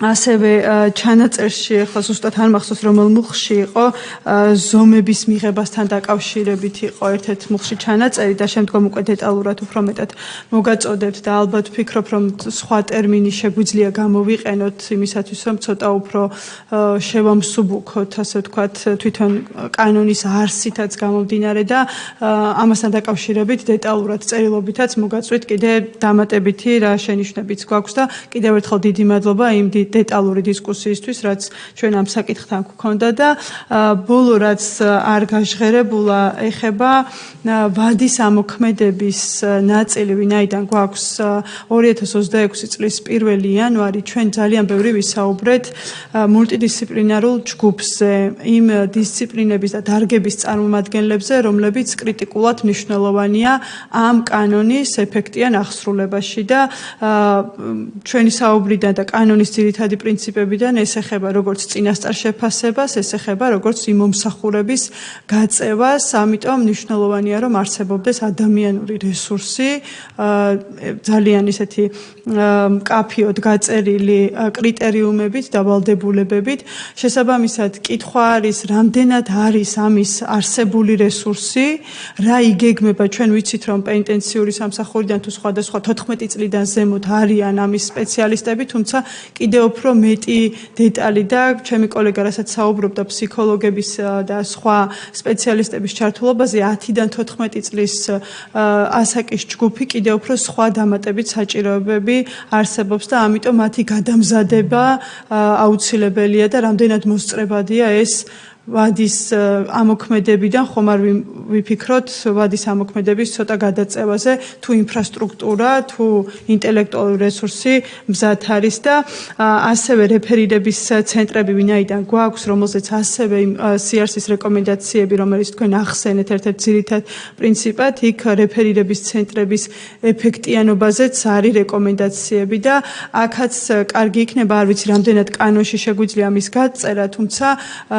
სად არის, ასე ვთქვათ, კომპეტენციების ზღვარი ხომ არ უნდა იყოს რეფერირების ცენტრებსა და ამ სახლებს შორის რაიმე კუთხით ხომ არ უნდა იყოს ასახული კანონში. კიდევ ერთხელ დიდი მადლობა და გისმენთ. კეთილი, მადლობა კოლეგებო, პირველი ბატონი იმედას კითხვებით დავიწყე. რა თქმა უნდა, არ წარმოადგენს სისხლის სამართლის კოდექსს და თავის შინაარსით ვერ იქნება ამ მსგავსი წარმოდგენით და ეს არის სწორედ ის თავარი პრინციპი, რასაც ეფუძნება, როგორც აღნიშნეთ ჩვენი ინიციატივა. შეეხება სპორტით ხელოვნებით, რა თქმა უნდა, გამოსწორების ერთ-ერთი შესაძლებლობა და ინსტრუმენტები და დისციპლინები ეს არის, რომ ბავშვი უნდა იყოს დაინტერესებული განათლებით, ხელოვნებით, შემოქმედებითი საქმიანობით, სპორტით და ამიტომ ამის გარეშე ვერანაირი ვერც ინდივიდუალური გეგმები შემუშავდება და ვერც განხორციელდება. ამიტომ ამაზე მისაწვდომობა უნდა იყოს შეუფერხებელი, რასაკვირველია. კანონიერი წარმომადგენელი თუ მშობელი ამ პროცესიც არის, რა თქმა უნდა, ჩართული და ამაზე ჩემს მოხსენებაშიც ვისაუბრე, მათ შორის ვახსენე პოზიტიური მშობლის ინსტიტუტის გაძლიერების საკითხები, რომელიც შეიძლება ტექსტუალურადაც აისახოს უკვე მეორე მოსმენის პირობებში აღნიშნულ ინიციატივაში და რაც შეეხება იუსტიციის მინისტრის მხრიდან უკვე წესის დადგენას, იქ როდესაც მულტიდისციპლინურ ჯგუფზე იქნება საუბარი, განმარტების ბარათში პროფესიები არის მითითებული და ის ადამიანები ან პროფესიები არის მითითებაში შესაბამისად სასულიერო პირი პროფესიად ვერ იქნება მითითებული, მით უმეტეს მულტიდისციპლინურ ჯგუფში. ამიტომ იქ არის საუბარი კონკრეტულ პროფესიებზე, რომლებიც მინიმუმ აუცილებლად უნდა იყოს მულტიდისციპლინურ ჯგუფში.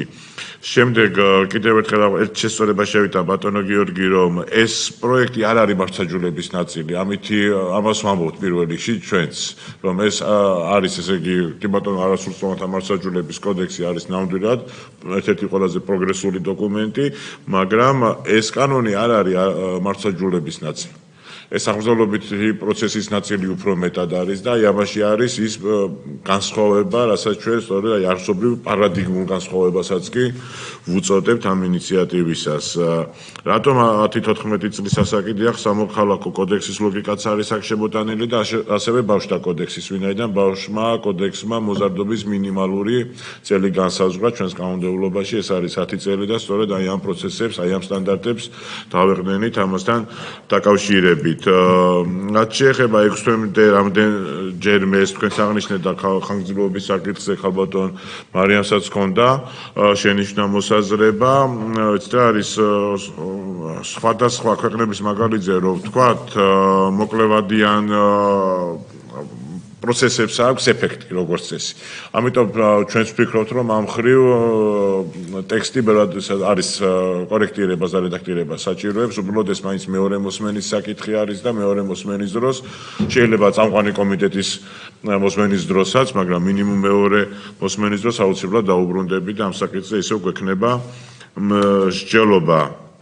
რაც შეეხება ინფრასტრუქტურა როგორც წარმოგვიდგენია და რეგიონული კაშხლა როგორც წარმოგვიდგენია, ამაზე როგორც თქვი, ეს არის მნიშვნელოვანი, რომ ესე იგი მცირე ზომის საოჯახო ტიპის დაწესებულება სახლი, ესე ვფიქრობთ ჩვენ, ესეთი წარმოდგენა გვაქვს ავტორებს და ამაზე მოგვიწევს სასაკვირველია შემდგომ მუშაობა და ეს საკითხი ასევე კავშირში არის ხალბატონ მარიამმა გამოყვა მოქმედების ვადებთან საკითხი, რაზეც ჩვენც ვარ გამოხატავთ აქედანვე, რომ ვართ მზად კონსულტაცია კომუნიკაციისთვის, მათ შორის რელევანტური უწყებების ჩართულობითაც, ვინაიდან ამ მოქმედების ვადებზე ჩვენ გვმართებს დაფიქრება, გულწრფელად რო გითხრათ, ამას ინიციირების დროსაც ესე ვფიქრობდით, უბრალოდ მნიშვნელოვანი საკითხის მნიშვნელობიდან გამომდინარე, პირველ რიგში მნიშვნელოვანი იყო, რომ ეს ინიციატივა გაჩენილი იყო სივრცეში, ამაზე გაგვეხსნა დისკუსია და მისი საბოლოო მიღებამდე მოქნილები ვართ იმისთვის, რომ ამ მოქმედების ვადებზე კიდევ ერთხელ ვიმსჯელოთ და საბოლოო ჯამში შევთანხმდეთ. ვის იდენტიფიცირებაც არ ხდება, ეს არის პირდაპირ მართლმსაჯულების კოდექსის არეალიდან, იქ არის გაწერილი იდენტიფიცირების საკითხები და ამიტომ ამ თემებს ჩვენ ამ კანონით არ შევეხეთ.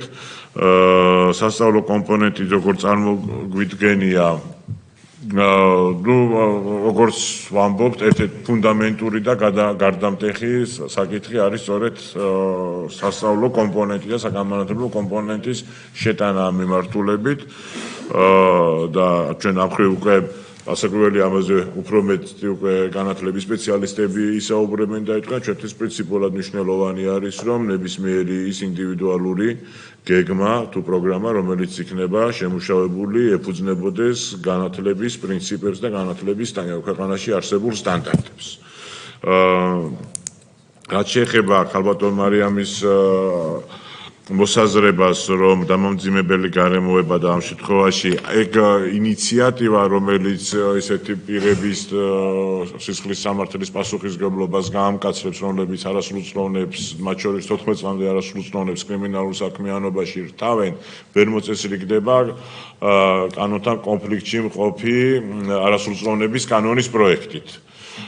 ეს არის სისხლის სამართლის კოდექსის, სისხლის სამართლის პოლიტიკის ნაწილი, ამიტომ ჩვენ შეგვიძლია ერთობლივად ვიმუშაოთ ამ საკითხზე, იმიტომ რომ ეს ამ საკითხის ამ პაკეტის ნაწილი ვერ იქნება თავისი არსით, მაგრამ რა თქმა უნდა, ეს საკითხი ჩვენ კანონმდებლები ვართ და შეგვიძლიათ განვიხილოთ ჩვენი უფლებამოსილება და ამ ხრივ შესაბამისი სრულებების პროექტი შევთავაზოთ საზოგადოებას, რომელიც სისხლის სამართლის კოდექსში შევა.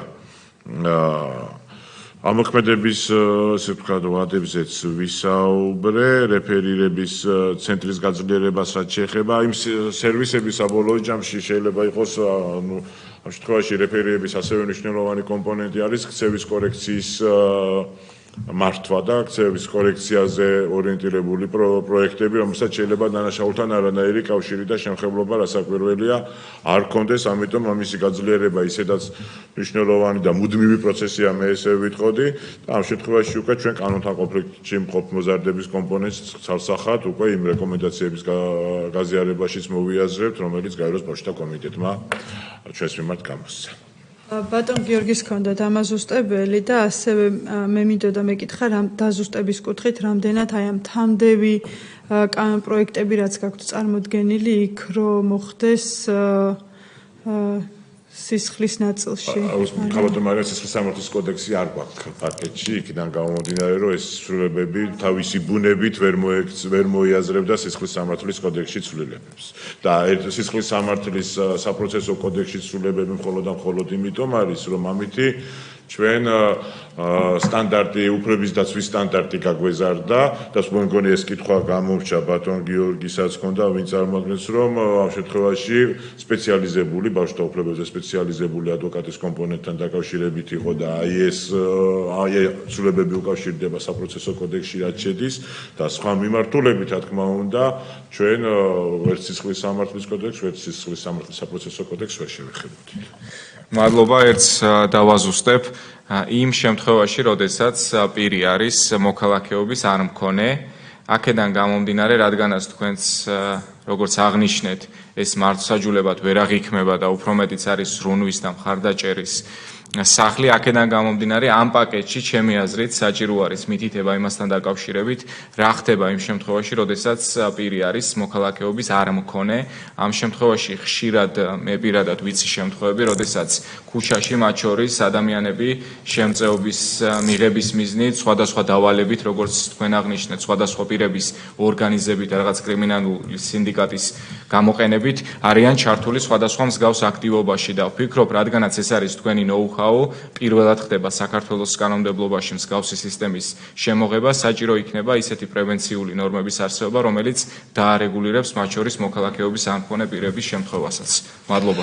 კეთილი ბატონო გიორგი, ჩემს მხრიდან რაც შემიძლია გიპასუხოთ, ფაქტობრივად ეს კანონი ამოქმედებას იწყებს, პროცედურულად რო წარმოვიდგინოთ, მას შემდეგ, რაც პროკურორი დასაბუთებული ვარაუდით მიმართავს მხარდაჭერისა და რეაბილიტაციის ცენტრს კონკრეტულ შემთხვევასთან დაკავშირებით, სადაც უკვე ბავშვიც იდენტიფიცირებულია, შემთხვევაც ბოლომდე იდენტიფიცირებულია და ასე შემდეგ. ამიტომ ამ კანონის კონსტრუქციიდან გამომდინარე მსგავს საკითხებზე ვერ გავრცელდება. რაც შეეხება ამ შემთხვევაში შეიძლება ეს არასრულწლოვანთა მართლმსაჯულების კოდექსის ფარგლებში მოიქცეს და ასევე შეიძლება მიგრაციის პოლიტიკის ფარგლებშიც მოიქცეს. უბრალოდ ამ შემთხვევაში ჩვენი ჩართვის მექანიზმი არის პროკურორის დასაბუთებული ვარაუდით მიმართვაც შესაბამის ცენტრთან. შემდგომი რეაგირებისთვის, სადაც უკვე იდენტიფიცირებული აბსოლუტურად ყველა მონაწილე და ასე შემდეგ. მაგრამ შეგვიძლია სხვა მიმართულების შესაძლებლობთან გავიაროთ კონსულტაციები მაგასთან დაკავშირებით. ბატონი მედას დაზუსტებ. დიახ. მოკლედ კანონპროექტის განმარტებით ბარათში ვკითხულობ, რომ და განსაზღვრულია იმ პირთაწრე, რომელსაც ყოველგვარი თანხმობის გარეშე და დამატებითი თანხმობის გარეშე შევიდნენ რეაბილიტაციის და მხარდაჭერის ცენტრში და ეს არის მათ შორის ჩვენ პარლამენტარები, სახალხო დამცველი და ასე შემდეგ. იქაც თუ არის შესაძლებლობა უმორჩილეს სითხოვნა არის და დაარწმუნებული ვარ კოლეგებიც და მეთანხმება რომ სასულიერო პირებსაც შეეძლოთ ყოველგვარი თანხმობის გარეშე ამ ცენტრებში ვიზიტის განხორციელება და ისევ დაუბრუნდები იმ საკითხს, რომელთაც განსაზღვრულია მულტიდისციპლინარული ჯგუფი, რომ მესმის რომ პროფესიების კუთხითაა ჩამოყალიბებული და ეს შემადგენლობა ესე არის, მაგრამ აქაც აუცილებლობად მიმაჩნია რომ სასულიერო პირები შევიდნენ. რამე თუ ყველაზე მეტი დიდი გამოცდილება ასეთ სოციუმთან მუშაობის, ასეთ სირთულეების მქონე ბავშვებთან მუშაობის, მე ვფიქრობ მაგ ადამიანებს აქვს და რა ვიცი თუ გაითვალისწინებთ ძალიან კარგი. კიდევ ერთხელ ვაღვნიშნოთ, ჩემი პასუხი იყო თქვენს კითხვასთან დაკავშირებით იმ პროფესიებზე, რომელიც მულტიდისციპლინური კითხვის ჯგუფში იმუშავებს და იქ მხოლოდ პროფესიებზე შეგვეძლო საუბარი. მეორე მხრივ, კიდევ და კიდევ არ მინდა ვინმეს გაუჩნდეს ესეთი სტერეოტიპი, რომ შესვლასთან, გამოსვლასთან დაკავშირებით იგივე მიდგომები, რაც შეიძლება პენიტენციის სრულ დაწესებულებასთან იყოს, იმიტომ რომ ეს არსობრივად სხვა არის და იგივე მიდგომები ვერ იქნება და ბავშვის სურვილიდან გამომდინარე ადამიანების ამ შემთხვევაში შეზღუდვა არ არის არანაირი და შესაბამისად რაც შეზღუდული არ არის, იმას სარკე როგორც ნებადართულს ვერ დავწერთ. თორე სხვა შეზღუდვა ამ ხრივ, რა თქმა უნდა, ბუნებაში ვერ იარსებობს.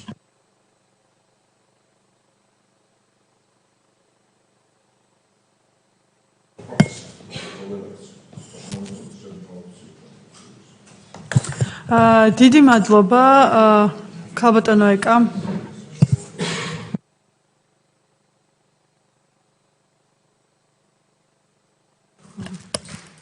ბატონო, დიდი მადლობა ამ ინიციატივისათვის. რა თქმა უნდა, მისასალმებელია, რომ ამ თქვენი საკანონმდებლო ცვლილებების პაკეტით სახელმწიფო მნიშვნელოვნად აფართოვებს ზრუნვისა და პასუხისგებლობის არეალს ბავშვების მიმართ. ეს მხოლოდ და მხოლოდ მისასალმებელი ინიციატივა არის და ამ კონკრეტულ შემთხვევაში გაუგებარია გარკვეული პირების ნეგატივი და აგრესიული დამოკიდებულება ამ კანონის მიმართ, რომელიც მხოლოდ და მხოლოდ ემსახურება ჯანსაღი ახალგაზრდა თაობის განვითარებასა და ხელშეწყობას.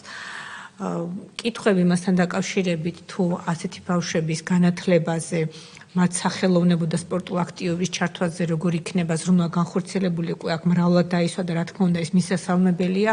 ამასაკის ბავშვებისათვის, მათი რეაბილიტაციისათვის, მათი აქტიურ და ჯანსაღ ცხოვრებაში ჩართვისათვის ყველაზე მნიშვნელოვანია განათლება და ესეთი სახის აქტივობები და კარგია რომ ამ ფაქტორს შესაბამისად ითვალისწინებს. ბატონო, ჩემი კითხვა შეეხება კონკრეტულად ამ მიმართულებით არსებულ სტატისტიკას.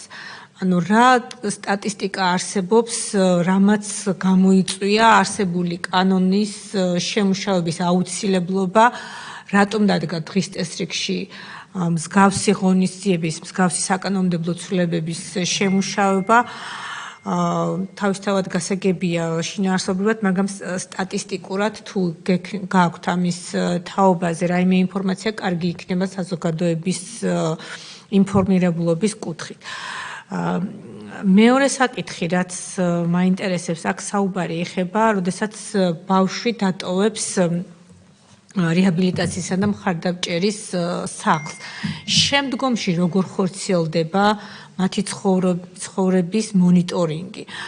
თქვენ კანონპროექტში გიწერიათ, რომ როდესაც სახლში იმყოფება მოზარდი, მასთან სახალხო დამცველს შეუძლია შეუზღუდავად შესვლა, კომუნიკაცია, ვითარების მონიტორინგი და ასე შემდეგ.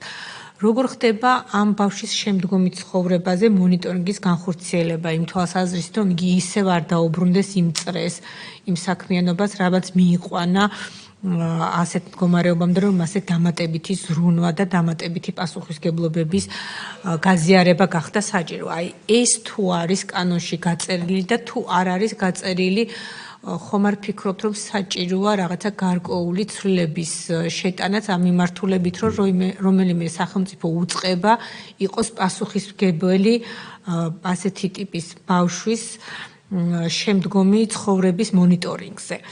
და კიდევ ერთი საკითხი, რომელიც მე ვფიქრობ, კანონპროექტში არ არის ასახული, თუ გამომრჩა მე ალბათ გექნებათ ამაზე პასუხი. ყველაზე მნიშვნელოვანი არის არა ის, რომ ჩვენ ზრუნვისა და პასუხისმგებლობის არეალს ვაფართოვებთ ამ ბავშვების მიმართ, პრევენციული ხასიათის რა ზომების მიღებას გეგმავთ.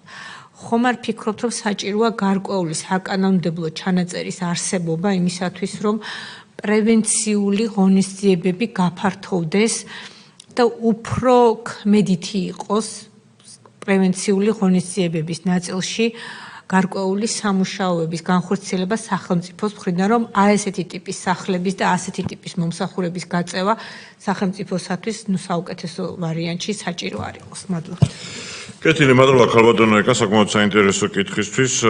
მე შემიძლია მოგიყვანოთ დინამიკა იმ მაგალითისთვის 2020 წელს, ოღონდ აქ არა მხოლოდ 14 წლამდე ზოგადად კანონთან კონფლიქტში მყოფ არასრულწლოვნების რაოდენობას გეუბნებით. 2020 წელს აღრიცხული იყო 556 მოზარდი და 2024 წელს უკვე არის აღრიცხული 1164. ხედავთ ხო სხვაობას. ანუ სრულწლოვანთა მარადსაჯულების კოდექსის მიღება მკვეთრად იმოქმედა პოზიტიურად. და ის თქვა პირველი 2 წელი დაიჭირა პოზიტიური სტატისტიკა, მაგრამ უკვე მას შემდეგ რაც ადაპტაცია მოახდინეს გარკვეულმა ჯგუფებმა არასრულწლოვნების მარადსაჯულების კოდექსთან, ხედავთ უკვე როგორ იზრდება წლიდან წლამდე. 2021-ში იყო 614, 2022-ში უკვე იყო 927 და 2024-ში 1064. აქედან გამომდინარე ეს კიდევ აჩვენებს, რომ უნიშნელოვანესი არის ამ ინიციატივის მიღება სწორედ ბავშვების ხარდაჭერის თვალსაზრისით. რაც შეეხება პრევენციას, ჩემთვის როგორც კანონმდებელისთვის პრევენციის საუკეთესო მექანიზმი არის კანონმდებლობის მიღება და კანონმდებლობის დახვეწა და ეს ინიციატივა ჩემთვის ამავდროულად პირველ რიგში, რა თქმა უნდა, პრევენციის უზრუნველყოფის სულისკვეთებით არის ნაკარნახი. დიდი მადლობა. მონიტორინგზე კითხეთ ამ სახლის დატოვების შემდგომ. მონიტორინგი არის, ესე იგი, როდესაც დატოვებს სახლს ერთწლიანი მონიტორინგის ვალდებულება არსებობს, ოღონდ ისე რომ პერსონალური მონაცემები მაღალი სტანდარტით უნდა იყოს დაცული. თვითონ ცენტრი მულტიდისციპლინარული ჯგუფი. ძალიან დიდი მადლობა. სტატისტიკებზე, როდესაც საუბრობდით, აქ კიდევ ერთი ფაქტორი არის მნიშვნელოვანი. მაშინ, როდესაც არასრულწლოვანების არსებობს ისეთი სტატისტიკაც, როდესაც კრიმინალურ დანაშაულს, როდესაც ჩადის უკვე სრულწლოვანი, მას აქვს ისტორია სხვა კრიმინალური დანაშაულებისა არასრულწლოვანების პერიოდში, ამიტომ ესეც ერთგვარი დამამძიმებელი კომპონენტი არის და ამიტომ ამის პრევენციული ხასიათსაც ატარებს ეს კანონი.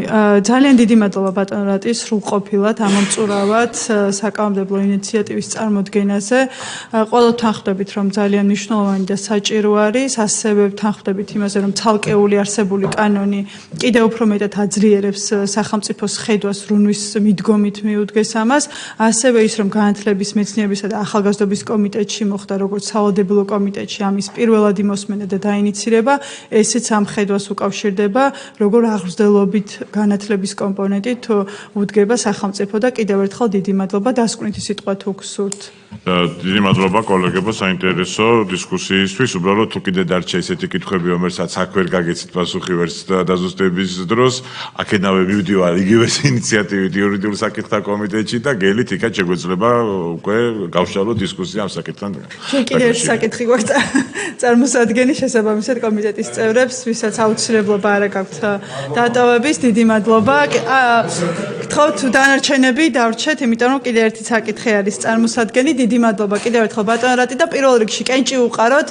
ბატონო კოკა ადგილმონაცვლე ბრძანდებით ქველადოსი და თუ შეიძლება კენჭი უყაროთ ამ საკითხს და მე შეგიძლიათ რომ დატოვოთ ვინ არის მომხრე აღნიშნული ინიციატივის. დიდი მადლობა. კანონპროექტი მიღებულია. მეორე მოსმენამდე უკვე ბევრი მიმართულებით გვექნება სახეცვლილი ტექსტი წარმოდგენილი. კი ბატონო. შემდეგი საკითხი გვაქვს საქართველოს მთავრობის მიერ საკანონმდებლო ინიციატივის წესი წარმოდგენილი საქართველოს კანონის პროექტი ეროვნული საარქივო ფონდისა და ეროვნული არქივის შესახებ საქართველოს კანონში ცვლილების შეტანის თაობაზე. მომხსენებელი გახლავთ ბატონი ზვიად გაბისონია. მოგესალმებით კიდევ ერთხელ. აღნიშნული ცვლილება განპირობებულია მთავრობის გადაწყვეტილებით, როგორც იცით, 2026 წლის 1 იანვრიდან მიღებულია გადაწყვეტილება, რომ მაკონტროლებელი ორგანო შეეცვალოს საჯარო სამართლის იურიდიულ პირს კორნელი კეკელიძის სახელობის საქართველოს ეროვნულ სამეცნიერო ცენტრს, რომლის მიხედვითაც ნაცვლად განათლების, მეცნიერებისა და ახალგაზრდობის სამინისტროსი მაკონტროლებელ ორგანოდ იქნება 1 იანვრიდან საქართველოს კულტურის სამინისტრო და შესაბამისად აღნიშნული ცვლილება სწორედ ტექნიკური ხასიათისაა. შესაბამის კანონში პირველი მოსმენით გვინდა წარმოგიდგინოთ საუბარია ეროვნული საარქივო ფონდისა და ეროვნული არქივის შესახებ კანონში შესატან ცვლილებას, სადაც მაკონტროლებელი ორგანოს ჩანაცვლება ხდება ნაცვლად განათლების, მეცნიერებისა და ახალგაზრდობის სამინისტროსი ჩაენაცვლება საქართველოს კულტურის სამინისტრო. აღნიშნული ინიციატივა მთავრობიდან მოდის და შესაბამისად ამ ეტაპზე მხოლოდ ტექნიკურ ნაწილზე გვეხება აღნიშნული ცვლილების შეტანა. დიდი მადლობა. კითხვები არსებობს ბატონო ლადო და ბატონო გიორგი. მადლობა ქალბატონ მარია, მადლობა ბატონ ზვიად. მე ვიცი რომ ჩემ კოლეგებსაც აქვთ შეკითხვები, ამიტომ ზოგად კითხვას დავსვამ და მე ალბათ დაწესებები იქნება. არა მარტო ამ ცენტრის თანამშრომლები ძალიან ბევრ ადამიანს აინტერესებს და ეს არ არის უმნიშვნელო თემა ჩვენი ქვეყნისთვის, ჩვენი ქვეყნის ისტორიისთვის. გარდა იმისა, რომ იცვლება ტექნიკურად, როგორც თქვენ ბრძანეთ, კონტროლის განმახორციელებელი ორგანო. ერთი სამინისტრო, ნაცვლად განახორციელებს, მეორე იგეგმება თუ არა მაგალითად რეორგანიზაცია, ან შტატების შემცირება, ან შენობა ნაგებობის ცვლილება, სადაც განთავსდება მათი არქივი და ასე შემდეგ, უფრო დეტალებებში ალბათ მე უკვე კითხვებით პასუხების მიხედვით კიდევ შეგაცხებთ. მოგესალმებით კიდევ ერთხელ. ის რომ კორნელი კეკელიძის სახელობის ხელნაწერი ეროვნული ცენტრი არ არის მარტო ხელნაწერთა ცენტრი, ეს არის ჩვენი ეროვნული მეხსიერების საცავი, არ ახალია და თავის დროზე ეს იყო სამეცნიერო სამჭედლოც, მინდა გითხრა, ძალიან მნიშვნელოვანი, იმიტომ რომ კორიფეები მოღვაწეობდნენ ამ ცენტრში, თავის დროზე მას ერქვა ხელნაწერთა ინსტიტუტი მოიხსენებათ და მე ვფიქრობ, რომ ესე იგი კულტურის სამინისტრო, რომელიც განსაზღვრავს პოლიტიკას მატერიალური და არამატერიალური კულტურული მემკვიდრეობის შენახვის, მოგლაპატრონობისა და პოპულარიზაციის თვალსაზრისით ვფიქრობ, რომ ალბათ უპრიანი იქნება, რომ ესე იგი, ისევე როგორც მაგალითად ეროვნული მუზეუმის კურატორი არის კულტურის სამინისტრო, ასევე ჩუბინაშვილის სახელობის ხელოვნებაცოდნეობის ცენტრი და კიდევ სხვა დაწესებულებებიც. მე მექნება, ამიტომ მე ვფიქრობ, ნებათა ღელვა ჩემი აზრით გამოიწვია ერთმა ამბავმა, რომ აი სამეცნიერო კომპონენტის ამბავი აინტერესებთ, თუმცა იმ ადამიანთა გასაგონად მინდა ვთქვა, ვინც ჩვენი ოკუპირებულ ტერიტორიაზე არსებულ ეკლესია მონასტრებს, ჩვენს აი ამ უმნიშვნელოვანეს ძეგლებს ქვების გროვად მოიხსენიებდა, ნამდვილად ვერ გვასწავლიან ისინი, როგორ უნდა დავიცვათ ჩვენი ეროვნული მეხსიერება, როგორ უნდა გადავარჩინოთ ჩვენი ეროვნული საუნჯე, მათ შორის ხელნაწერ ეროვნულ ცენტრში დაცული ეს საოცარი დოკუმენტები, იმიტომ რომ აქ ბევრი თაობა გაიზრდება და ეს არის ჩვენი სავიზიტო ბარათი მთელ მსოფლიოში. ამიტომ მე ვფიქრობ, რომ სახელმწიფო, რომელიც მოწოდების სიმაღლეზეა, ყველაფერს გააკეთებს იმისათვის, რომ ამ ცენტრის ყველა თანამშრომლმა თავი იგზნოს დაცულად და ეს ხელნაწერები თაობიდან თაობას გადაეცეს, თუმცა ვიმეორებ, მე მაქვს ესეთი კონკრეტული კითხვა. როგორ გადავა ეს კომპონენტი სამეცნიერო კულტურის სამინისტროს ქოლგის ქვეშ და როგორ განხორციელდება სამეცნიერო პროექტები, მაგალითად, რუსთაველის ფონდში დღემდე ბევრი პროექტი ხორციელდება და ეს როგორ იქნება. მე ვფიქრობ, რომ ამ შეკითხვას ჩემს მოსაზრებასაც მოვაყოლებ, ალბათ რაღაც გარკვეული კომპონენტი ჩაშენდება მე ალბათ ბატონო ზვიად, იმიტომ რომ ჩვენ გვქონდა ასეთი პრაქტიკაში, მინდა რომ ეს თქვა ჩვენი მაყურებლის გასაგონად. ვატიკანის არქივში დაფინანსდა რუსთაველის ფონდის მიერ პროექტი, რომლის ხელმძღვანელი გახლავართ მე, ახლა უკვე სრულდება ეს პროექტი, ორნაწილიანი ნაშრომი დაიდო უკვე და ძალიან მალე იხილავს მზის სინათლეს და ამ პროექტის წიაღში, როდესაც ჩვენ ადგილზე გავეცანით იქ ქართულ დოკუმენტებს ვატიკანის პროპაგანდა ფიდეს არქივში, დღის წესრიგში დადგა იქ დაცული ქართული დოკუმენტების გადარჩენის ამბავი, იმიტომ რომ იქ პირდაპირ განადგურების საფრთხის ქვეშ იყო ეს დოკუმენტები და ერთ-ერთმა ქართველმა ბიზნესმენმა ბატონმა თამაზ ბექაიამ თავის თავზე აიღო ამ ხელნაწერების რესტავრაციის ამბავი და უკვე 4 ტომი რესტავრირებულია და დეკემბრის თვეში მოხდება ამ ხელნაწერების ასე ვთქვათ გადაცემა პროპაგანდა ფიდეს არქივისთვის. რატომ მოვყევი ახლა ეს ამბავი, რომ როდესაც საუბარია ხელნაწერებზე, მე ვფიქრობ, რომ ხელნაწერების არამარტო კვლევა, არამედ რესტავრაციაც უნდა განხორციელდეს და შესაბამისად კულტურის სამინისტრო ალბათ ამას კომპლექსურად გააკეთებს და უფრო უპრიანიც იქნება, რომ სამეცნიერო კვლევა პლუს რესტავრაციაც ერთად განხორციელდეს და რაღაც არ იყოს ერთი სამინისტროდან მეორე სამინისტროში გადასვლისა და რაღაცა გადამისამართების ამბავი. ასე რომ ვფიქრობ ეს ასე იქნება.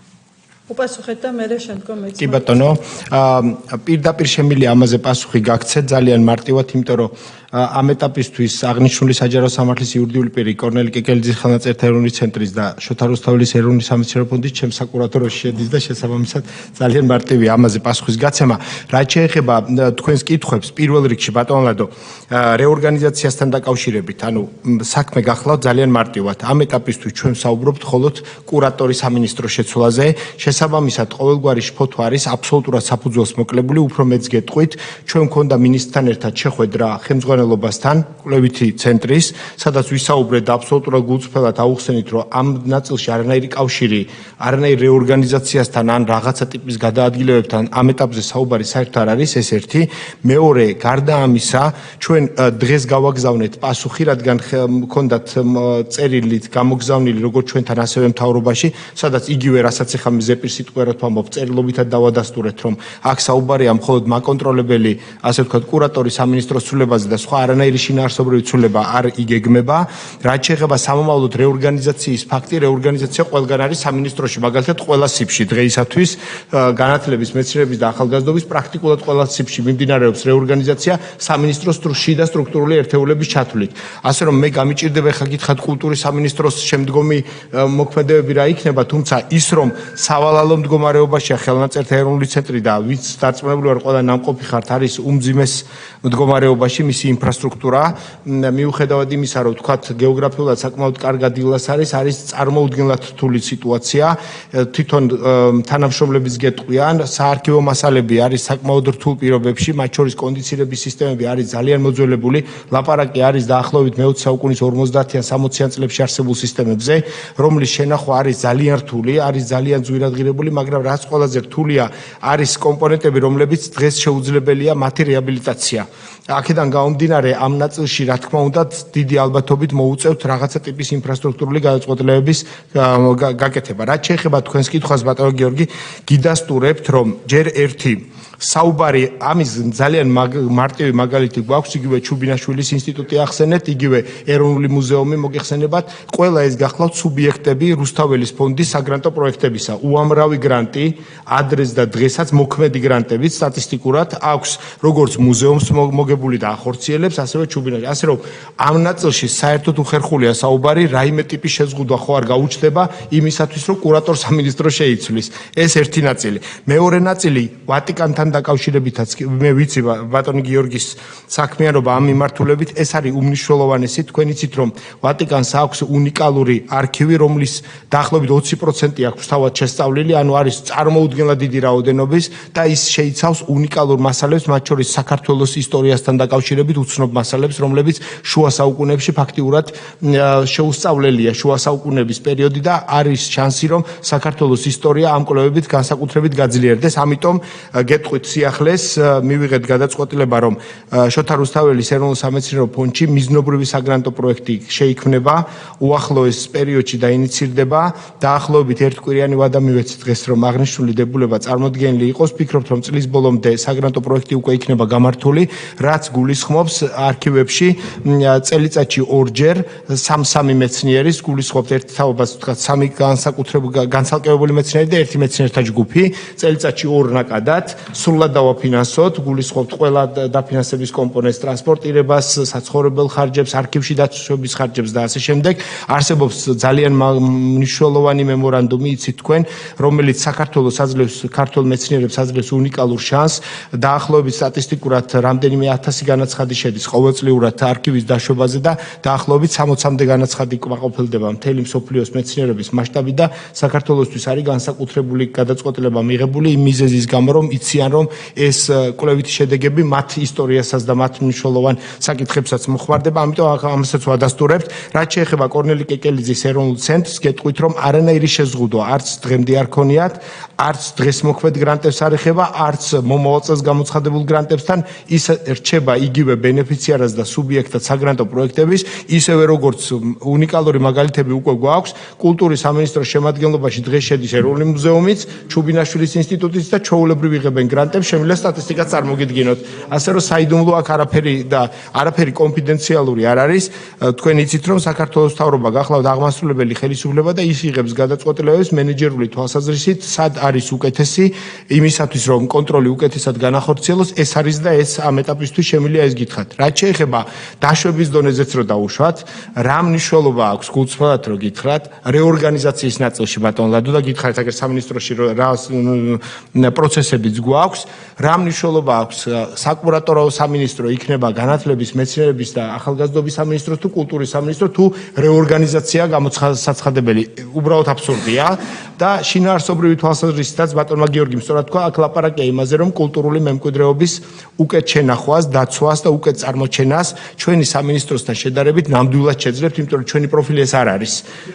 ეს არის და ეს მათი ძირითადი შფოთვა, რაც მე ვნახეთ და რაც წავიკითხე და რაც მოვისმინეთ, არის ერთადერთი ის, რომ ხომ არ შეეხებოდა ეს კვლევით კომპონენტებს. ზუსტად ის, რაც თქვენ დასვით. ახლა ვადასტურებთ, რომ არანაირი შეზღუდვა ამ ნაწილში არ იქნება. ის, რომ ეს ცენტრი უფრო მეტად სამეცნიეროა და არა კულტურული მემკვიდრეობის, ახლა ამაზე სადაო რამდენად არის ვერ გეტყვით, რა კუთხითაც არ უნდა შევხედოთ, იქ არის დაცული საქართველოს ეროვნული საგანძური, რომლის ღირებულება არის ციფრებში აუწონელი. იცით, იქ არის დაცული წარმოუდგენელი ხელნაწერები, დარწმუნებული ვარ ყველას ნანახი გაქვთ და ეს არის ჩვენი სიმდიდრე. ძალიან მწუხვართ, რო არ მოგდაგიმალოთ.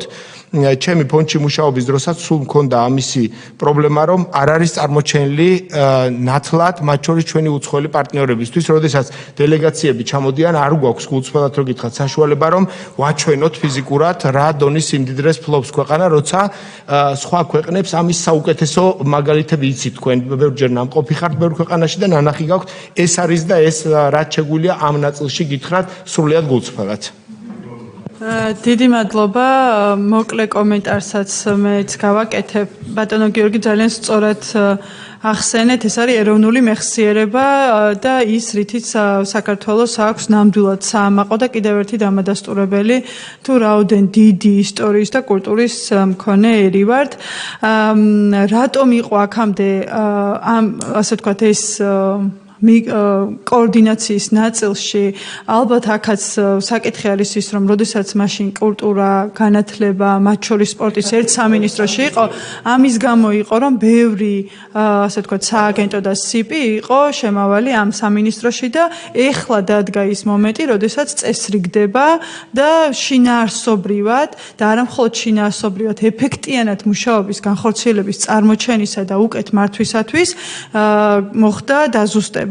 კიდე ერთი ასე ვთქვათ კომენტარი იგივე მუზეუმიც და ისინი იყო ჩვენი სამინისტროს შემადგენლობაში და მას შემდეგ რაც სამინისტროები გაიყო მოახდინეთ გადალაგება. კი ბატონო, მაგასთან ერთად ერთი უნდა ითქვას, რომ იყო საუბარი, რომ აი ეს რაღაცა თითქოს დანაშაული ხდება და პარლამენტმა უნდა შეაჩეროს ეს მცდელობა. ეს არის აბსურდი, ვინაიდან ამის კომპეტენცია კანონით გათვალისწინებული მეცნიერების და ტექნოლოგიების შესახებ კანონით, ამის უპირატესობა აქვს აღმასრულებელ ხელისუფლებას პრემიერ-მინისტრს, რომელმაც მიიღო დადგენილება, გადაწყვეტილება მიღებულია, აქ მხოლოდ ტექნიკური ჩანაწერი, რაც არის კანონში, ამის დაზუსტება ხდება და ტექნიკური ცვლილება იყო. თუმცა, რა თქმა უნდა, პარლამენტი ყოველთვის გახსნილია ამ დისკუსიისთვის. ასევე რაც მინდოდა მეთქვა, ეს არის ის, რომ ვისაც გული შესტკივა ამ ხელნაწერების გადარჩენაზე, უკეთმოვლაზე, რესტავრირებაზე და ზოგადად მემკვიდრეობის დაცვის საერთაშორისო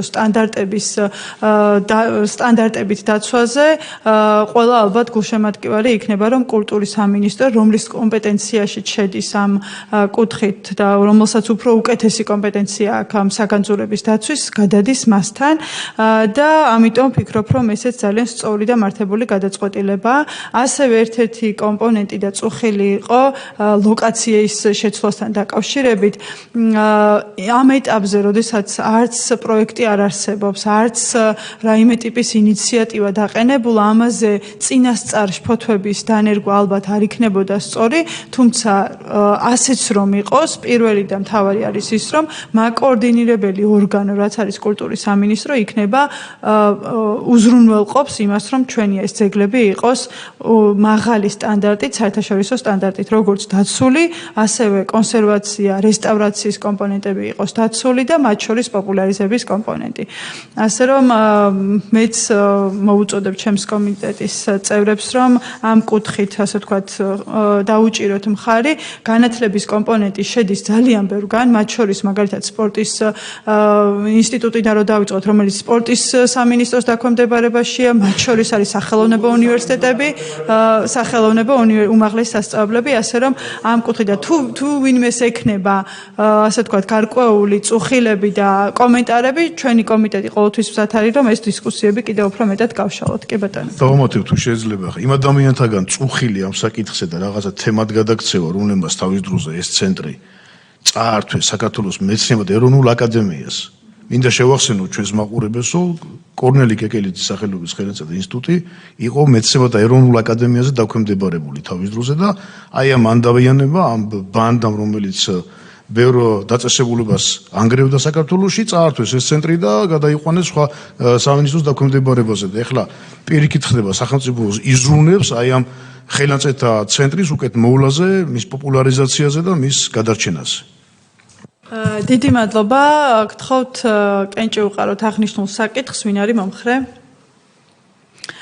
დიდი მადლობა, ერთხმად მიღებულია, წარმატებებს უსურვებთ, ამით შეგვიძლია კომიტეტის ხდომა დავასრულოთ. მადლობთ.